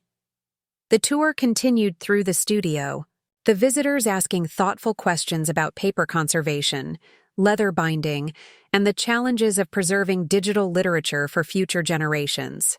As always, I found myself energized by their interest, their understanding that these weren't just old books, but vessels of human thought and experience across time. Later that evening, after the visitors had departed and the studio was quiet, I sat alone in Grandma's library, my library now, though I still couldn't think of it that way. The familiar smell of leather bindings and lemon polish surrounded me as I opened my laptop to compose an email to Dr. Harrison, confirming my attendance at the grant ceremony. A soft knock at the door interrupted my thoughts. Thomas entered, carrying a small package. "This just arrived by courier," he said, placing it on the desk. "Certified mail, signature required. Must be important." The package bore the return address of Grandma's Safety Deposit Box Management Company. Inside was a small leather journal I'd never seen before, and a note from the bank manager explaining that Eleanor Montgomery had arranged for this item to be delivered exactly 6 months after her will was executed. "She's still full of surprises," Thomas murmured as I carefully opened the journal. Unlike Grandma's other journals, with their accounts of daily life and observations, this one contained what appeared to be short letters, each dated on the same day, October 15th, but from different years. They were all addressed to me. She wrote to me on my birthday, I realized, every year since I came to live with her, letters she never sent. Thomas squeezed my shoulder gently. "I'll give you some privacy," he said, slipping quietly from the room. I turned to the first entry, dated 24 years ago. "My dearest Rebecca, today you turn 8. You've been with me for only 2 months since your parents' accident, and I still see such sadness in your eyes. This morning, though, when I showed you the secret reading nook in the turret, you smiled, really smiled, for the first time since you arrived. We read 3 chapters of The Secret Garden, and you asked if we could read more tomorrow. It's a start. Books have always been my refuge. Perhaps they will become yours too. I've decided to write to you each birthday, keeping a record of our journey together. Perhaps someday I'll share these letters with you, or perhaps they'll simply help me remember these precious years. All my love, Grandma Eleanor." Tears blurred my vision as I turned the pages, reading through the annual entries. Grandma had chronicled everything: my awkward teenage years, my college decision, my graduate studies in library science, my decision to return home to care for her during her illness. Each entry was filled with such love, such pride, such absolute certainty in my worth even during times when I doubted myself. The final entry was dated last October, just weeks before her death. "My dearest Rebecca, today you turn 32. I won't be here for your next birthday, a thought that brings me more sadness than I can express. But I've lived long enough to see you become the woman I always knew you could be, intelligent, compassionate, and stronger than you realize. By the time you read this, the difficulties with Noah and Valerie will be resolved one way or another. I hope my plans worked as intended, not just to protect what I've built, but to free you to build something of your own. Remember what we read in that secret turret room so many years ago? If you look the right way, you can see that the whole world is a garden. Your garden is just beginning to bloom, Rebecca. Tend it well, share its beauty, and know that I am profoundly proud of you and the legacy you will create. All my love, always, Grandma Eleanor." I closed the journal, holding, it close to my heart as I gazed around the library. The afternoon light filtered through the stained glass windows, casting patterns across the books that had shaped both our lives. In the 6 months since the will reading, I'd come to understand that Grandma's true legacy wasn't the Victorian house, the valuable first editions, or even the newly established conservation studio. It was the wisdom she'd passed down, the lessons in resilience and integrity, and most of all, the understanding that the most valuable inheritance isn't what can be measured in dollars, but what can be measured in impact. Outside the window, I could see visitors strolling through the garden, pausing to read the small plaques identifying plants mentioned in classic literature, another of our educational initiatives. Beyond them, the carriage house stood with its doors open to the community, just as Grandma had envisioned. "Thank you," I whispered, running my fingers along the spine of the journal. "For everything." The house creaked gently in response, a familiar sound that no longer seemed like settling wood, but like a conversation across time. The past acknowledging the present honoring the past, and both looking toward a future neither could fully envision, but both had helped to create. 1 year later. The ceremony at the National Literary Preservation Society's annual gala in New York had been everything I'd dreaded. Formal attire, networking small talk, and far too many people asking about that fascinating inheritance scandal they'd read about in the papers. But it had also been everything Grandma would have wanted for the Montgomery Literary Conservation Studio: recognition, connections with like-minded institutions, and, most importantly, a platform to advocate for the preservation of literary history. I stood by the hotel window in my rented evening gown, watching the Manhattan lights twinkle below as I slipped off the uncomfortable heels that had been pinching my toes all evening. The award, a beautiful crystal book sculpture, sat on the desk beside my laptop, where I'd been trying to compose an email to Thomas about the evening's success. My phone buzzed with a text from Melanie. "Just saw the Society's social media post. Congratulations. Call me tomorrow with details. P.S. The DA has updates on Noah's case." That last line sent a small ripple of tension through my shoulders. It had been months since I'd actively thought about Noah and Valerie and their schemes. The studio had become so busy, the programming so successful, that the past year's drama had receded like a tide, leaving behind only occasional debris to remind me of the storm. I texted back a quick thanks and promised to call, then returned to the window. New York was beautiful at night, but I found myself missing the creaking floors of the Victorian house, the smell of old books, and the quiet rhythm of small-town life that had become so precious to me over the past year. Tomorrow I'd fly home, back to the world Grandma and I had built together, and that I was now expanding in ways even she might not have imagined. The acceptance speech I'd given tonight had focused on our newest initiative, a digitization project, to create accessible versions of rare literary works for visually impaired readers. The enthusiastic response had been overwhelming, with 3 universities already reaching out to discuss partnerships. As I finally slipped into bed, I realized how much had changed in the year since the will reading. The inheritance that Valerie and Noah had coveted so desperately had indeed been valuable, but not in the ways they'd understood. The true value wasn't in the property or the collection, but in the purpose they had given me. The flight home. The next day was delayed by storms, meaning I arrived back at the Montgomery estate well after midnight. The house was dark except for a single light in the library, Thomas's way of welcoming me home. He'd moved into the guest cottage on the property 6 months ago, taking on more responsibility for the educational programming while I focused on conservation work. I dropped my suitcase in the entryway and made my way to the kitchen, surprised to find a handwritten note from Thomas on the counter.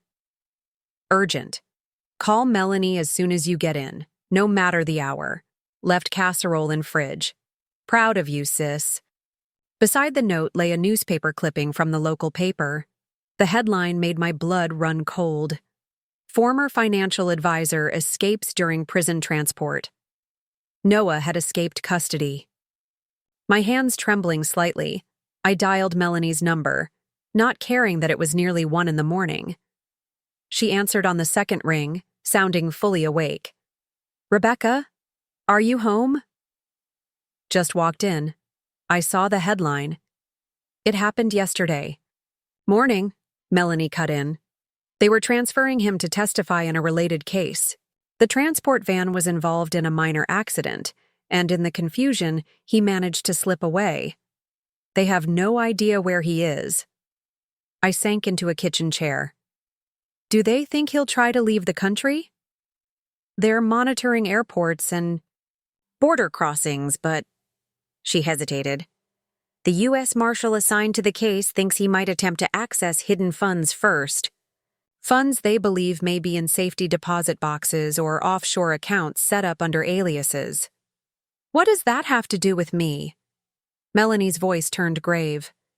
Before he escaped, Noah was heard telling his cellmate that the librarian had ruined his life and taken everything from him. The marshals are concerned you might be a target, either for revenge or because he believes you might have access to information about Grandma Eleanor's accounts that could lead him to hidden assets. A chill ran through me that had nothing to do with the late-night kitchen's temperature. That's ridiculous. If such accounts existed, they would have been discovered during the investigation. Nevertheless, they're assigning a protection detail to the property starting tomorrow morning. I've already briefed Thomas. The sense of violation was immediate and profound. The home that had finally begun to feel peaceful again was once more under threat. What about the studio? We have 3 school groups scheduled this week. The marshals suggest postponing public events until Noah is recaptured, but they said they can work with you if that's not possible. Their primary concern is your safety. After ending the call with Melanie, I made a quick check of the house's security, a system we'd upgraded considerably after the will-reading drama. Then, despite my exhaustion, I found myself drawn to the library. The familiar space, with its floor-to-ceiling bookshelves and comfortable reading chairs, had always been my sanctuary. I switched on the desk lamp and noticed something unexpected. Grandma's chess set was laid out on the small table by the window, a game apparently in progress. Thomas occasionally played against himself, but this placement seemed deliberate. The pieces arranged in a specific pattern that looked familiar. Moving closer, I recognized it immediately. This was the final position from the game Grandma had taught me when I was 12. A famous strategic puzzle where an apparently losing position could be turned into a win with a single counterintuitive move. She'd used it to teach me about looking beyond the obvious, about patience and strategic thinking. A small piece of paper sat beside the board with Thomas's handwriting. Remember the end game. It wasn't a random message or a casual reminder of a childhood lesson. It was a deliberate communication. Thomas was telling me something without saying it directly. A knock at the front door startled me out of my contemplation.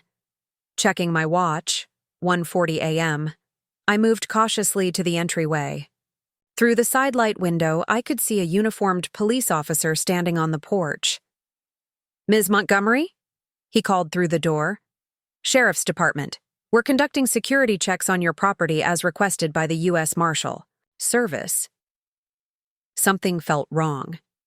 Melanie had said the protection detail wouldn't start until morning, and why would they send a single officer in the middle of the night? "Please leave your identification in the mailbox," I called back, remembering the security protocols Melanie had outlined. "I'll verify your credentials and then open the door." There was a pause. Then, "Ma'am, this is an emergency procedure.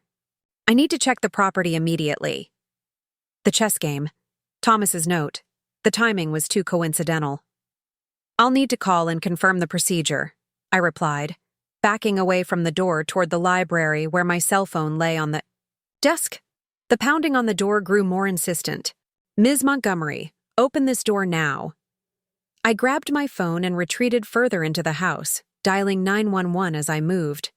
When the emergency dispatcher answered, I quickly explained the situation. "Stay on the line," the dispatcher instructed. "Units are already in your area and will be there in under 3 minutes. Find a secure location if possible. The sound of breaking glass from the front of the house sent me running to Grandma's bedroom, the one room in the house with a door that could be securely locked from the inside, a feature from the Victorian era that we'd maintained during renovations. I locked the heavy oak door and wedged a chair under the handle for good measure, then moved to the bay window that overlooked the back garden.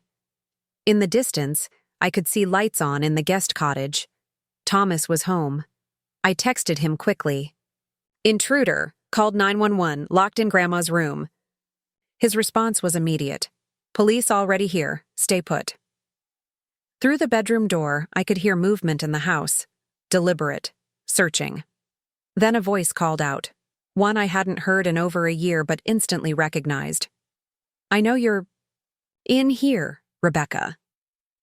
Noah's voice had lost the polished, professional tone I remembered. It sounded rough, desperate. "We need to talk about what your grandmother took from me." I remained silent, watching out the window as police officers with flashlights began to surround the house, moving with tactical precision. Thomas stood at the perimeter, pointing out something to one of the officers.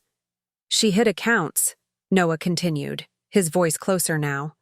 "Offshore holdings that were rightfully mine. I managed her portfolio for years, built it from nothing. Then, you turned her against me." The doorknob rattled as he tried it, then came a hard shove against the wood. The chair scraped slightly but held. "You think you're so clever, you and your grandmother with your books and your secrets. But I know how Eleanor Montgomery operated. She would have left a trail, documentation, access codes, and you found them." Another shove against the door. Harder this time. The chair legs squeaked against the hardwood floor.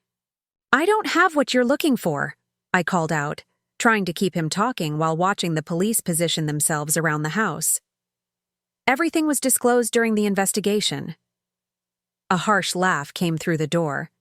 "Do you really think a woman who planned that elaborate trap wouldn't have had contingencies? Hidden assets? She was too smart to keep everything in accounts that could be traced back to her." The revelation hit me suddenly. Noah wasn't just desperate, he was delusional.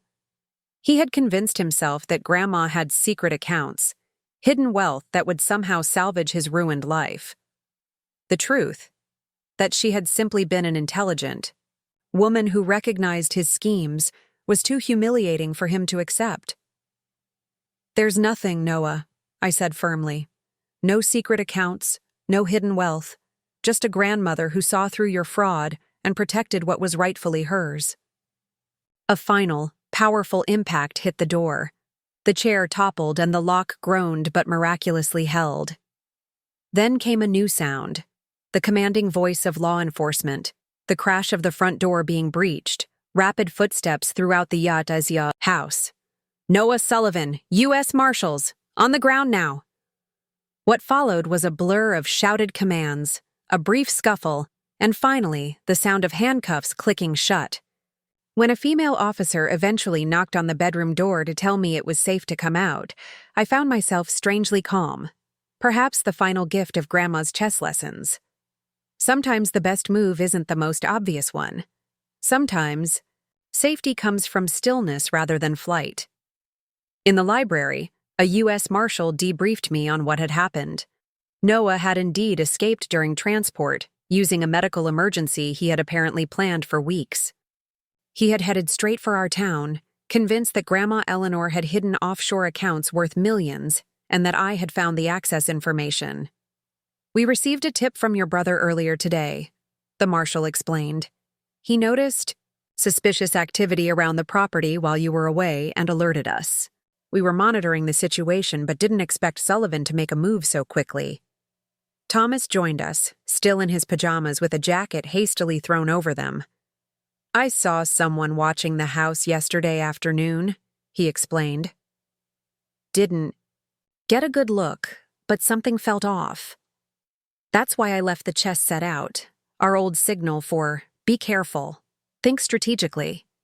I hugged him tightly, overwhelmed with gratitude for his presence and quick thinking. "Sullivan will be facing significant additional charges," the marshal continued. Escape, breaking and entering, attempted assault. He won't be eligible for any kind of release for decades. After the law enforcement officers had departed, taking Noah back into custody, Thomas and I sat in the library, too wired for sleep despite the late hour. He really believed Grandma had hidden millions, I said, still processing the night's events. After everything, all the evidence of his crimes, he still saw himself as the victim. Thomas nodded, rearranging the chess pieces that had been knocked askew during the commotion. Some people can never accept that they're the villains in the story.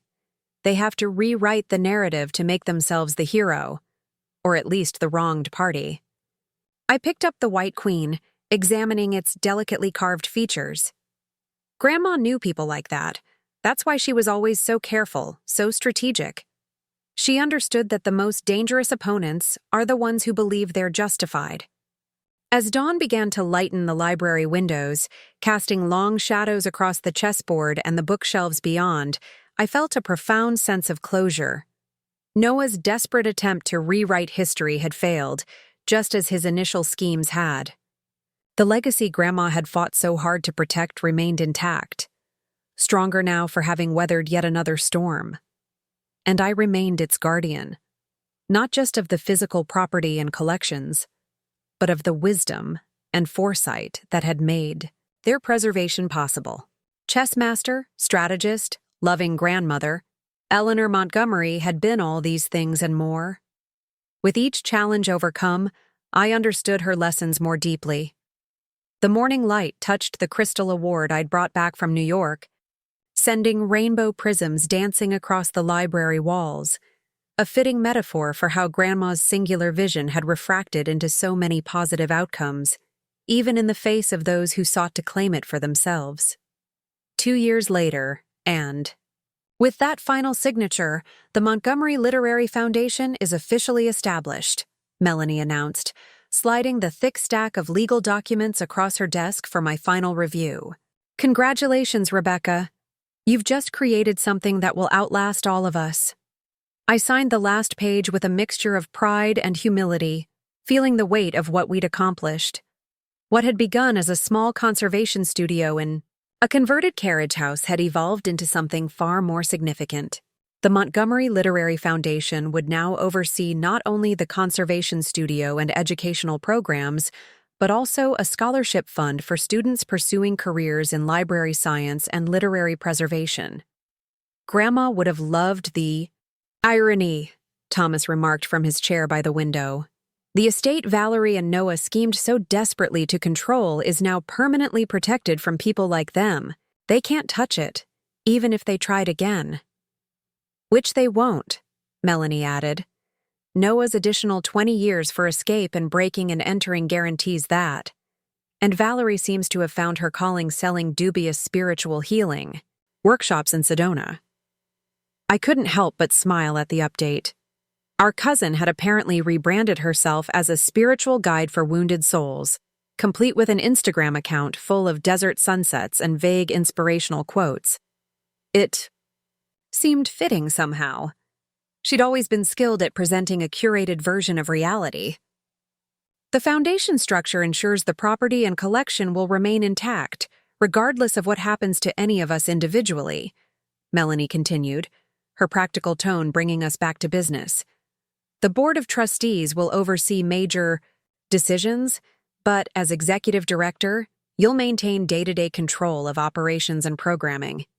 The board we'd assembled represented exactly what Grandma would have wanted, a mix of literary scholars, conservation experts, and community leaders who understood the value of preservation, not just as an academic exercise, but as a living connection to our shared cultural heritage. After finishing at Melanie's office, Thomas and I drove back to the estate, where preparations were underway for tomorrow's event, the inaugural Montgomery Literary Festival. What had started as a simple open house idea had blossomed into a weekend-long celebration of literature and preservation, with workshops, readings, and demonstrations scheduled throughout the property. The tent company just finished setting, up in the East Garden. Thomas reported as we walked through the main house. The chairs for the keynote address will be delivered by 4. Oh, and Dr. Harrison called. He's arrived at his hotel and will join us for dinner tonight. I nodded, mentally checking items off my extensive to-do list. And the special collection pieces, all installed in the exhibition room with proper climate control and security. The Austen First Edition is getting a lot of attention on social media already. The Austen, a first edition of Pride and Prejudice on loan from a private collector in England, was indeed the centerpiece of our special exhibition on women authors of the 19th century. When the collector had agreed to loan it to our fledgling foundation, it had felt like a vote of confidence from the wider literary preservation community. As we reached the library, I found myself pausing at the chess set, still kept on the small table by the window. After Noah's break-in, I'd considered putting it away, not wanting the reminder of that frightening night. But eventually, I'd recognized it as something more meaningful, a symbol of Grandma's strategic thinking and foresight, qualities that had protected both her legacy and me. I still can't believe how much we've accomplished in 2 years, Thomas said, following my gaze to the chess set. From nearly losing everything to creating something even Grandma couldn't have fully envisioned. I think she did envision it, though, I replied. Maybe not the exact form, but she understood the potential. That's why she fought so hard to keep it intact, to keep it in the right hands. A knock at the front door interrupted our reflections. Thomas went to answer it, returning a moment later with a young woman who looked to be in her early 20s, clutching a worn book to her chest. Rebecca, this is Emily Chen. She's here about the community submissions for the local authors collection. Emily stepped forward tentatively. I'm sorry to arrive unannounced, Ms. Montgomery. I know the submission deadline was last week, but I only just found out about the project and... She held out the book. This was my grandmother's. She self-published it in the 1970s. Poems about immigrating to America and building a life here. There were only 50 copies printed, and I think we have one of the last. I took the slim volume carefully. The cover was faded but still showed the title, Paper Lanterns, above a simple woodcut illustration. The binding was coming loose, the pages yellowed with age. It's exactly the kind of work we're trying to preserve, I said, immediately recognizing its value not in monetary terms, but in its cultural and personal significance. Stories like your grandmother's are often lost because they don't come from major publishing houses or famous authors. Emily's expression lightened. So you'll consider it for the collection? We'll do more than consider it. We'll preserve it properly and include it in our digital archive project. And I'd love to hear more about your grandmother if you're willing to share. Personal context adds tremendous value to these kinds of works.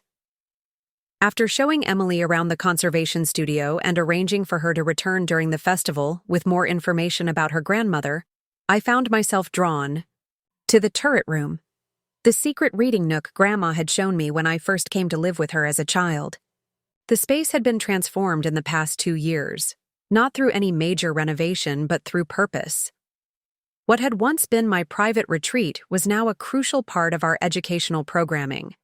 Small groups of children visited the turret room during our school tours, learning about the history of books and the joy of reading in the same space where I had found solace after losing my parents.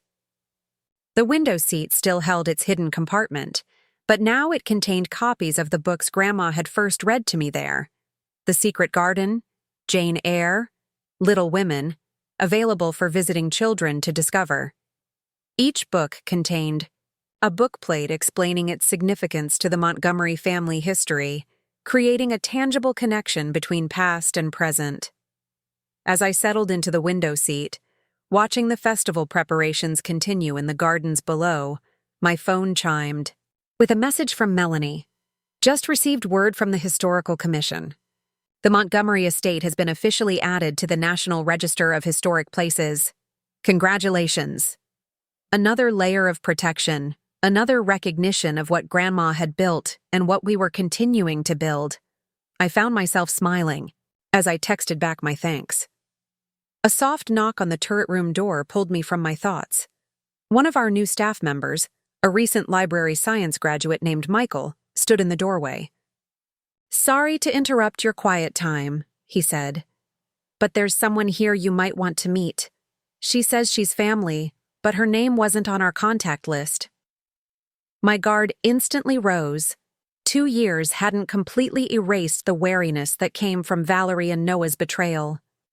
Did she give a name? Grace Sullivan. She says she's Noah Sullivan's daughter from his first marriage.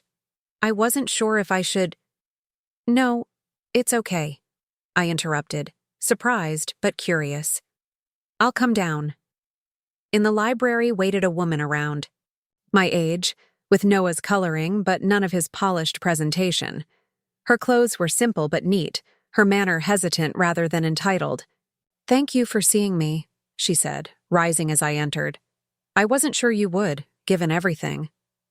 "I didn't know Noah had a daughter," I replied, gesturing for her to sit. "He worked very hard to keep us separate from his professional life." Grace explained. "My mother divorced him when I was 12, after she discovered financial irregularities in their joint accounts. I haven't had much contact with him since then, by my choice mostly."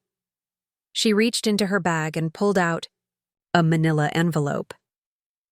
"I found these while cleaning out my mother's attic after she passed away last month. They're documents from my father's early financial practice, including client lists and account information from about 20 years ago." My breath caught. "Are you saying— I think there may be other victims from before he ever met your family? People who never knew they were defrauded because the amounts were smaller or the methods more subtle." She pushed the envelope across the table. "I'm not sure if it's still relevant given his current prison sentence, but it felt wrong to destroy them without at least letting someone know." I studied her face, looking for any trace of Noah's manipulation or Valerie's calculation, but saw only sincere discomfort and perhaps a touch of shame. "Why bring these to me?" I asked finally. "Why not go directly to the authorities?" Grace looked down at her hands. "Because I owe your family an apology, even if it's not my place to give one. When I read about what happened, what my father did to your grandmother and to you, I was horrified, but not surprised. It was the same pattern, just on a larger scale." She hesitated, then continued. "And because I saw the work you're doing here with the conservation studio and the foundation, creating something positive out of a difficult situation, it inspired me. I thought maybe these documents could help bring closure to others my father hurt." After Grace left, promising to return for a proper tour during the festival weekend, I brought the envelope to Melanie's attention. She agreed to review the documents and forward any relevant information to the prosecutor handling Noah's case. That evening, as we hosted a small dinner for Dr. Harrison and the other visiting specialists who would present at the festival, I found myself sharing the story of Grace's visit. "Remarkable," Dr. Harrison commented. "The ripple effects of your grandmother's actions continue to spread. Her decision to document and expose your cousin's husband's schemes may now bring justice to victims from decades ago." "It's like a stone dropped in still water," added Dr. Winters, the rare book curator from the university library. "The impact extends far beyond the initial splash." Later, after our guests had departed and the house had quieted, I returned to the library, drawn again to the chess set by the window. In the soft lamplight, the pieces cast long shadows across the board, reminders of strategy and consequences, of moves and counter-moves that echoed long after the game appeared to be over. I picked up the White Queen, remembering how Grandma had emphasized its importance during our lessons. "The most powerful piece on the board," she'd told me, "not because it can attack from any direction, but because it can protect everything else while doing so." Thomas found me there, lost in thought. "Big day tomorrow," he said quietly. "You should get some rest." "I was just thinking about Grandma," I replied, "and how she would have loved seeing all these people gathering to celebrate books and stories." everything she valued continuing through new generations. "She'd be proud of you," Thomas said simply. "Of what you've built." "What we've built," I corrected him. "All of us together." Outside the window, the festival tents glowed softly in the garden, white canvas luminous against the darkening sky. Tomorrow they would be filled with visitors, with conversation and learning, and the shared appreciation of literature. The estate that had once been the focus of such greed and manipulation had transformed into something greater than its monetary value. A living center for preservation and education, exactly as Grandma would have wanted. As I finally headed upstairs to my bedroom, formerly Grandma's, I paused to straighten a framed photograph on the wall. Eleanor Montgomery in her 30s, standing proudly in front of the Victorian house shortly after she purchased it. Her expression was determined yet joyful, a woman who understood the value of what she was building. "We did it, Grandma," I whispered to the photograph. "We protected it, and now we're sharing it with the world, just as you always intended." 5 years later, the September morning light filtered through the stained glass panels of the library windows, casting kaleidoscope patterns across the antique desk where I sat reviewing applications for the upcoming year's Montgomery Literary Preservation Fellowship. What had begun as a modest scholarship program had evolved into a prestigious opportunity for emerging conservators and literary historians. A fully funded year working at the Montgomery Literary Foundation while developing their own preservation projects. A knock at the door interrupted my concentration. Michael, no longer the hesitant new employee but now our confident program director, entered with a tablet in hand. "The architectural team just sent over the final renderings for the education annex," he said, sliding the tablet in front of me.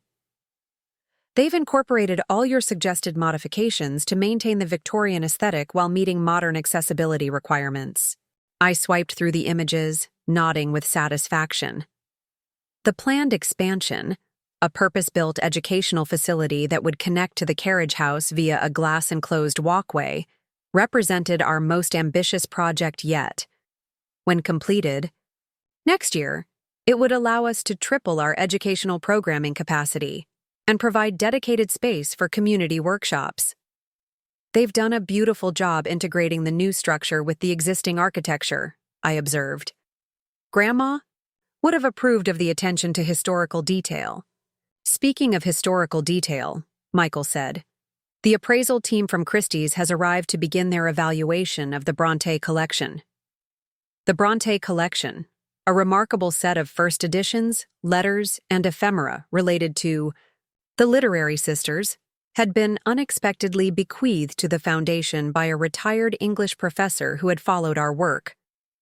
The collection's value, both monetary and literary, was significant enough to require professional appraisal for insurance and exhibition purposes. "I'll meet them in the exhibition room," I said, gathering my notes. "And remind me, what time? Is Dr. Chen arriving?" "Her train gets in at 2. Thomas is picking her up from the station." Michael hesitated, then added, "There's something else you should know. A reporter from the National Literary Review called again. They're doing a feature on literary preservation institutions and want to interview you about the Foundation's journey from private collection to public resource." I sighed softly. "Did you explain our policy about focusing on the work rather than the family drama?" I did, but she was quite insistent. Said the human element was crucial to the story, especially given how the Foundation began. 5 years after the will reading, the media still occasionally tried to revive the sensational aspects of the Foundation's origins. Most had respectfully accepted our preference to focus on the preservation work rather than Noah and Valerie's schemes, but some still hoped for new angles on the old scandal. "Tell her I'll discuss the Foundation's mission and growth, but the family matters are off limits," I decided. "And make sure Thomas sits in on the interview. He's better at redirecting those kinds of questions than I am." After Michael left, I paused at the chess set, still in its place by the window, though now occasionally used by visitors during our literary games program. The pieces had been recently polished, The board refinished, but they remained essentially unchanged, a tangible connection to Grandma Eleanor and her strategic mind. The foundation's growth over the past 5 years had exceeded even my most optimistic projections. From a single building with 2 staff members, we had expanded to a complex operation with 8 full-time employees, dozens of volunteers, and partnerships with universities and cultural institutions across the country. The initial $2 million estate value had grown as well through careful management, grants, and an endowment campaign, allowing us to expand both our preservation work and educational outreach. I made my way to the exhibition room, formerly the estate's formal dining room, now transformed with museum-quality display cases and climate control systems. The Christie's specialists were already examining the collection, handling each item with the reverence of true book lovers. "Ms. Montgomery," the lead appraiser greeted me. "This collection is even more significant than we anticipated. The marginalia in this first edition of Jane Eyre suggests it may have been a personal copy owned by Charlotte Brontë herself and gifted to a friend." The potential discovery sent a thrill through me, exactly the kind of literary detective work that had fascinated Grandma Eleanor. "We'll need to authenticate that, of course, but if it's true, it would be a major literary find," she confirmed, "and would significantly increase both the scholarly and monetary value of the collection." After discussing the authentication process and timeline, I left the appraisers to their meticulous work and headed to the Carriage House studio, where our conservation team was preparing for an afternoon workshop on paper preservation techniques. The studio had changed dramatically since its early days. What began as a single room with basic equipment had expanded to include specialized workstations for different types of conservation, a small laboratory for material testing, and a digital documentation center where rare works were carefully photographed and cataloged for our online archive. Grace Sullivan, Noah's daughter who had unexpectedly entered our lives 5 years ago, looked up from the historic newspaper she was carefully stabilizing. Now, our head of paper conservation, after completing her master's degree in preservation science, Grace had found her calling in the painstaking work of saving fragile documents. "How's the Chronicle coming along?" I asked, examining the 1890s newspaper spread carefully on her workspace. "The lignin degradation is extensive, but I'm making progress," she replied. "The text will be fully readable when I'm finished, and the digital scan should capture everything for the archive." Grace's journey from apologetic visitor to valued team member had been one of the unexpected blessings of the past 5 years. Her decision to train in conservation had initially surprised me, but her dedication and talent quickly proved she was exactly where she belonged. That she had found healing by preserving history while her father sat in prison for destroying lives seemed like poetic justice of the highest order. "The school group will be here in 30 minutes, she reminded me. "Fifth graders from Lincoln Elementary. They're particularly interested in the bookbinding demonstration." I nodded, making a mental note to prepare the child-friendly binding materials we used for such workshops. Introducing young people to book arts and conservation had become one of my personal passions. Watching their faces light up when they created their first hand-sewn signatures or successfully marbled paper was a joy that never diminished. My phone buzzed with a text from Thomas. "Train running late. We'll bring Dr. Chen directly to the reception at 3. Mayor confirmed attendance." The reception, an intimate gathering to celebrate the official announcement of our partnership with the State University's Library Science Program, had been in planning for months. Dr. Emily Chen, the young woman who had once nervously brought her grandmother's self-published poetry collection to our first literary festival, was now returning. As the newly appointed director of the university's preservation department, our joint program would create a specialized track in community literary heritage preservation, with Montgomery Foundation serving as the primary practicum site. Life's circular patterns never ceased to amaze me. As I made my way back to the main house to prepare for the school group, I passed the estate's wrought iron gates, now flanked by modest signs identifying the Montgomery Literary Foundation. A small tour bus waited in the circular drive, the excited voices of children drifting through its open windows. "Ms. Montgomery!" One of the children spotted me, pointing excitedly. "It's her! The book lady!" I smiled and waved, still amused by the nickname that had somehow spread through the local elementary schools. The book lady who lived in the big Victorian house and taught children how to make their own books and preserve family stories. There were worse legacies to have. The tour group disembarked under the watchful eye of their teacher and our education coordinator, Riley, who had developed our youth programs into a model that other institutions now sought to emulate. "We're so excited to be here," the teacher told me as the children lined up. "They've been working on their family history projects all month in preparation for this visit." "And we're thrilled to have them," I replied, genuinely meaning it. These visits, watching young minds connect with literature and history in tangible ways, were among my favorite foundation activities. As Riley led the group toward the carriage house for their first activity, my phone rang, Melanie's number flashing on the screen. "Rebecca, are you sitting down?" Her voice had that particular tone that immediately put me on alert. Not alarmed exactly, but definitely signaling something significant. "What's happened?" I asked, moving toward the privacy of the library. "I just got off the phone with the district attorney's office. It's about Noah." My heart skipped a beat. Has he escaped again? The memory of that terrifying night 7 years ago remained vivid, despite the time that had passed. "No, nothing like that. He's dying, Rebecca. Advanced pancreatic cancer. The prison medical system has given him 3 to 6 months. I sank into the nearest chair, unprepared for the complex emotions that surged through me. Noah Sullivan had been the villain in our family story, the man whose greed and manipulation had caused so much pain. Yet hearing of his impending death brought no satisfaction, only a hollow sort of sadness for all that had been lost. "There's more," Melanie continued. "He's requested compassionate release to enter hospice care. Part of his application includes a full confession of his financial crimes dating back over 20 years. The DA says it's incredibly detailed. Names, dates, amounts, methods. He's apparently been working on it for months, ever since his diagnosis." "Why?" I asked, genuinely puzzled. "After all this time, why confess now?"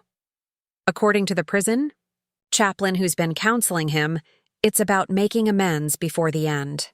The confession includes information that could help recover funds for some of his earliest victims, people who never knew they were defrauded.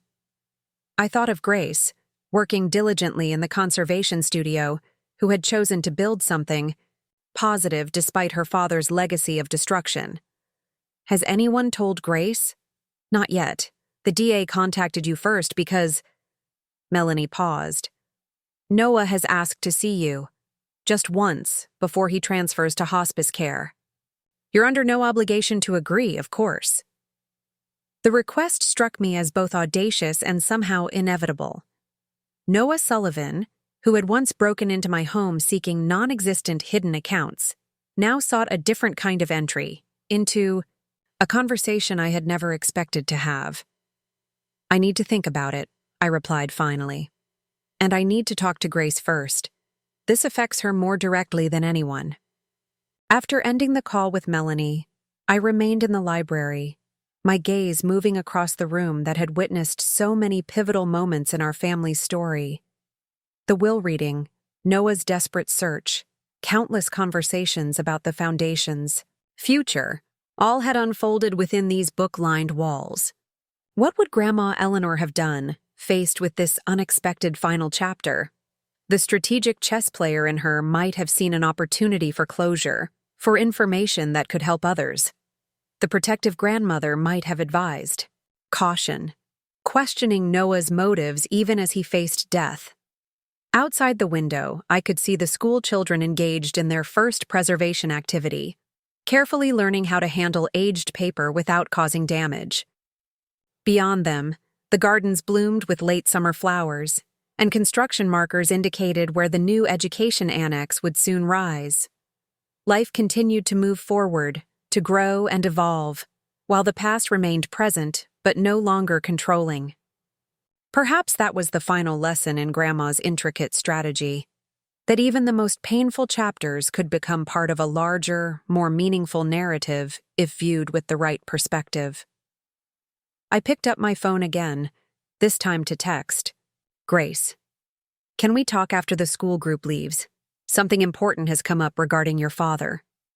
The hospice facility was nothing like I had imagined. Instead of the clinical environment I'd expected, it was a peaceful, almost home-like setting. A converted Victorian mansion not unlike Grandma's, with gardens visible through large windows and comfortable furnishings that belied its serious purpose. Grace walked beside me, her face composed but tense. After our initial conversation about Noah's request, she had surprised me by asking to accompany me to this meeting. I haven't seen him in 15 years, she'd explained. Maybe it's time for my own closure, too. The hospice director met us at the entrance, her manner both professional and gentle. Mr. Sullivan is having a good day pain-wise, she informed us. But please remember he tires easily. I'd suggest keeping your visit under 30 minutes. She led us down a sunlit hallway to a private room overlooking a small garden. The man lying in the bed bore little resemblance to the Noah Sullivan I remembered, the confident financial advisor who had once commanded rooms with his presence, who had broken into my house with desperate determination. Cancer and incarceration had hollowed him, leaving behind a diminished figure with sunken eyes and skin that seemed too large for his frame. Rebecca, he acknowledged, his voice surprisingly steady despite his appearance. Thank you for coming.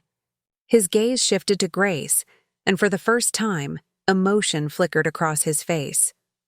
Grace, I didn't know you would be here too.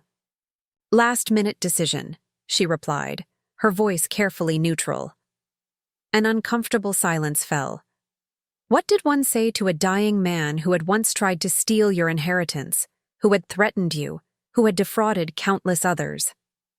Social. Scripts failed in the face of such complicated history.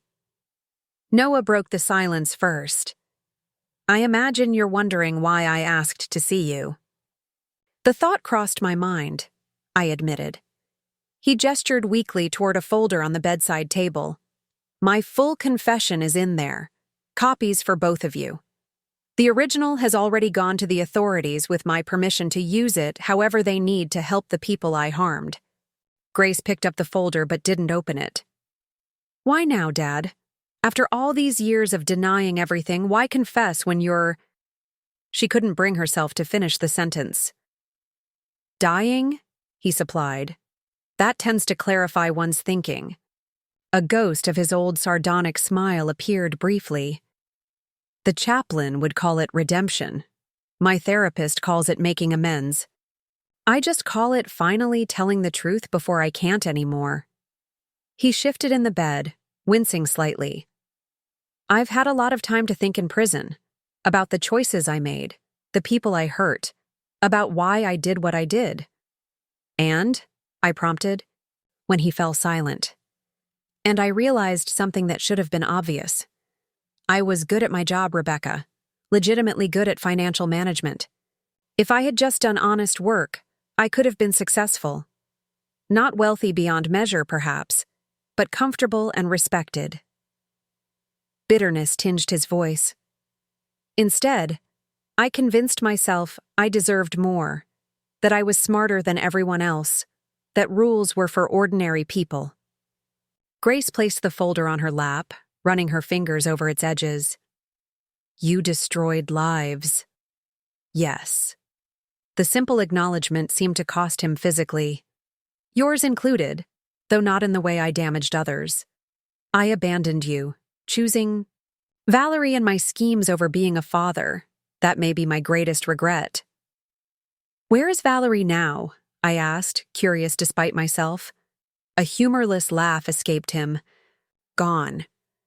She visited once after my conviction, just long enough to tell me she was filing for divorce. Last I heard, she was calling herself a spiritual guide or some such nonsense in Arizona. Always reinventing herself, Valerie. He focused on me again, his gaze more intense. I need to tell you something about your grandmother. Something I never admitted to anyone. I tensed, unsure what revelation might be coming. I respected her, Noah said simply. Even as I was trying to manipulate her finances, I knew she was smarter than most of my clients. The way she questioned, investment strategies, how she researched before making decisions. She was formidable. He shifted again, discomfort evident. When you confronted me with evidence of my mismanagement 3 years before she died, I wasn't just angry about losing control of her accounts. I was embarrassed that she had seen through me when so many others hadn't. The admission surprised me. Is that why you targeted her so aggressively after that? Partly. Wounded pride is dangerous in someone who already lacks moral boundaries. His eyes closed briefly. But it became something else too, a challenge. A game of chess between worthy opponents. At least that's how I justified it to myself. It wasn't a game to her, I said firmly. She was protecting her legacy. I know that now. He opened his eyes again, meeting my gaze directly. The irony is, in trying to steal what she built, I ultimately helped make it stronger.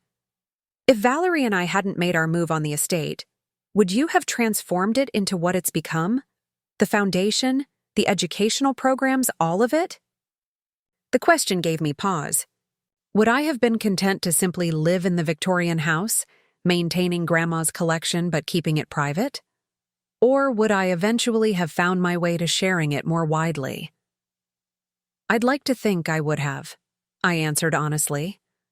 But perhaps not as quickly or as extensively. Crisis has a way of clarifying purpose. Noah nodded slightly. Eleanor Montgomery's final victory, turning even her enemy's actions toward positive ends. A hint of reluctant admiration colored his words. Which brings me to why I really asked you here. He reached carefully under his pillow and withdrew an envelope, holding it out with a trembling hand. This belongs to your foundation. It won't make up for what I tried to take, but it might help build something new. Grace took the envelope since I hesitated, opening it to reveal a check for an amount that made her inhale sharply before passing it to me. $250,000. A fraction of what Noah had stolen from others over the years, but a significant sum, nonetheless. How? I began, confused by the source of such funds from a man who had been imprisoned for nearly a decade. My mother's estate, Noah explained, glancing at Grace. She never changed her will, despite everything. When she passed last year, I was still her primary beneficiary. The funds were held in trust because of my incarceration. He paused, gathering strength. I've directed everything to be divided. Half to a victim restitution fund and half to your foundation, specifically for educational programs. Grace's composed expression wavered. You're giving away your entire inheritance? What use do I have for it now? A shadow crossed his face. Besides, keeping it would just be one final act of selfishness. This way, it might do some good.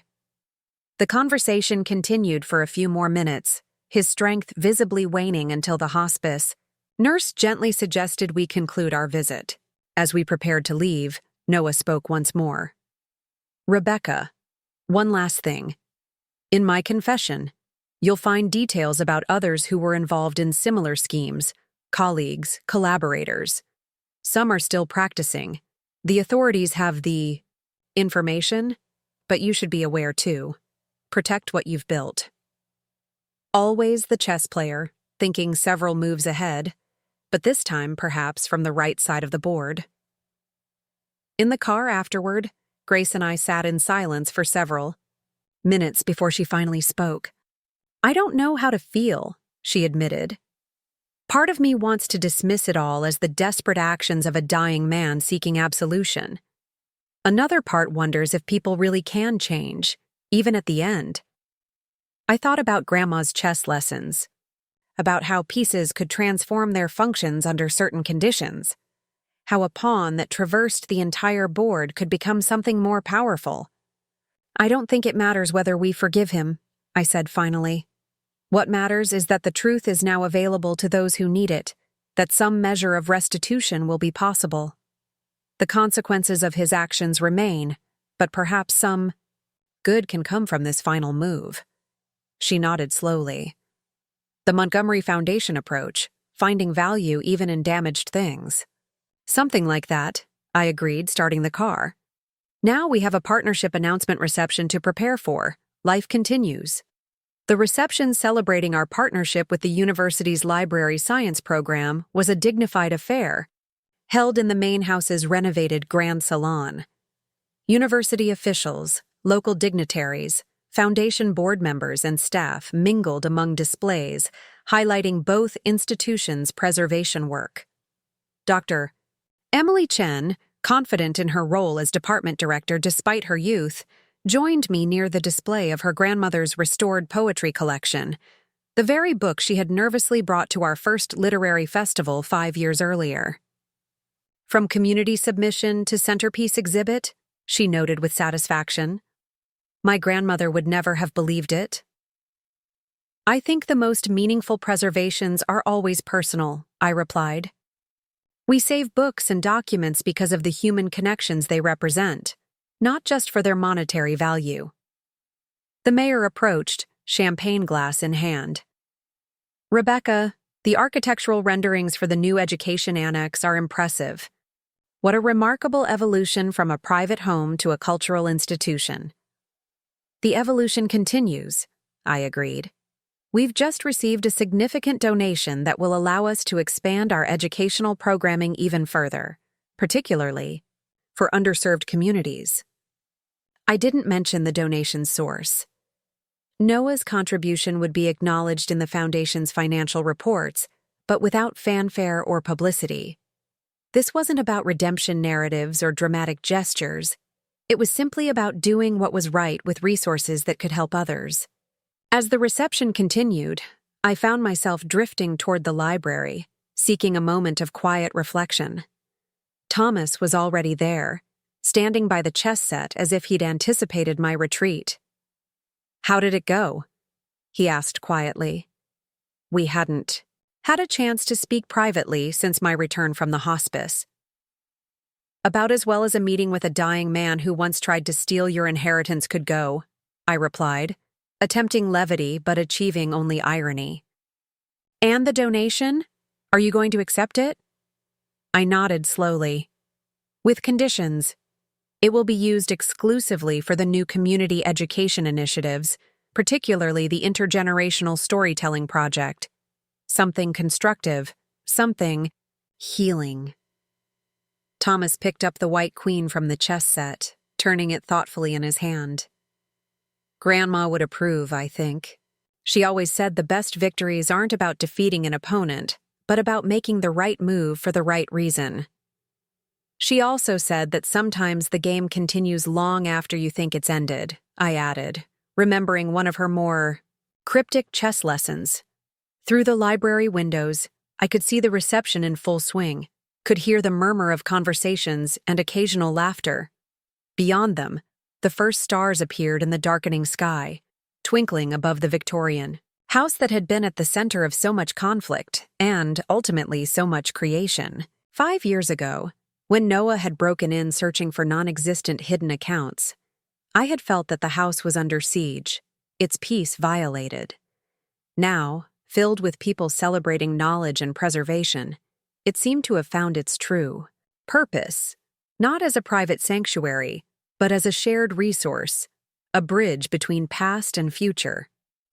The grandfather clock in the hall began to chime, the same clock that had witnessed Valerie's first threatening visit, the will reading, and countless moments since. Its steady rhythm had measured out the years of transformation, from inheritance dispute to thriving foundation. We should get back to our guests, Thomas suggested as the chimes faded. In a minute, I said, moving to Grandma's desk. My desk now, though I still thought of it as hers. From the drawer, I withdrew the journal of birthday letters she had left for me, the chronicle of our years together that had brought me such comfort in difficult times. I opened it to the final entry, the one written just weeks before her death, and read again the closing lines. The whole world is a garden. Your garden is just beginning to bloom, Rebecca. Tend it well, share its beauty, and know that I am profoundly proud of you and the legacy you will create. 5 years of growth had proven her right. The garden she'd entrusted to me had indeed bloomed, not just preserved but expanded, its beauty shared with an ever-widening circle. What had begun as a battle over a $1, $2 million estate had transformed into something whose value could no longer be measured in mere dollars. A living legacy that would continue long after all the original participants in the inheritance drama were gone. I closed the journal and returned it to its place, then turned to rejoin the reception. The past had shaped us, but it did not define us. The future beckoned, full of possibilities that even Grandma Eleanor, strategic thinker that she was, might never have imagined. As we left the library, Thomas paused at the chess set, moving one piece, the white queen advancing across the board to a position of both protection and possibility. "Your move," he said with a smile, gesturing toward the doorway where our guests awaited. I nodded, understanding both the gesture and its meaning. The game continued, but on my terms now, with new pieces and new possibilities, just as Grandma would have wanted.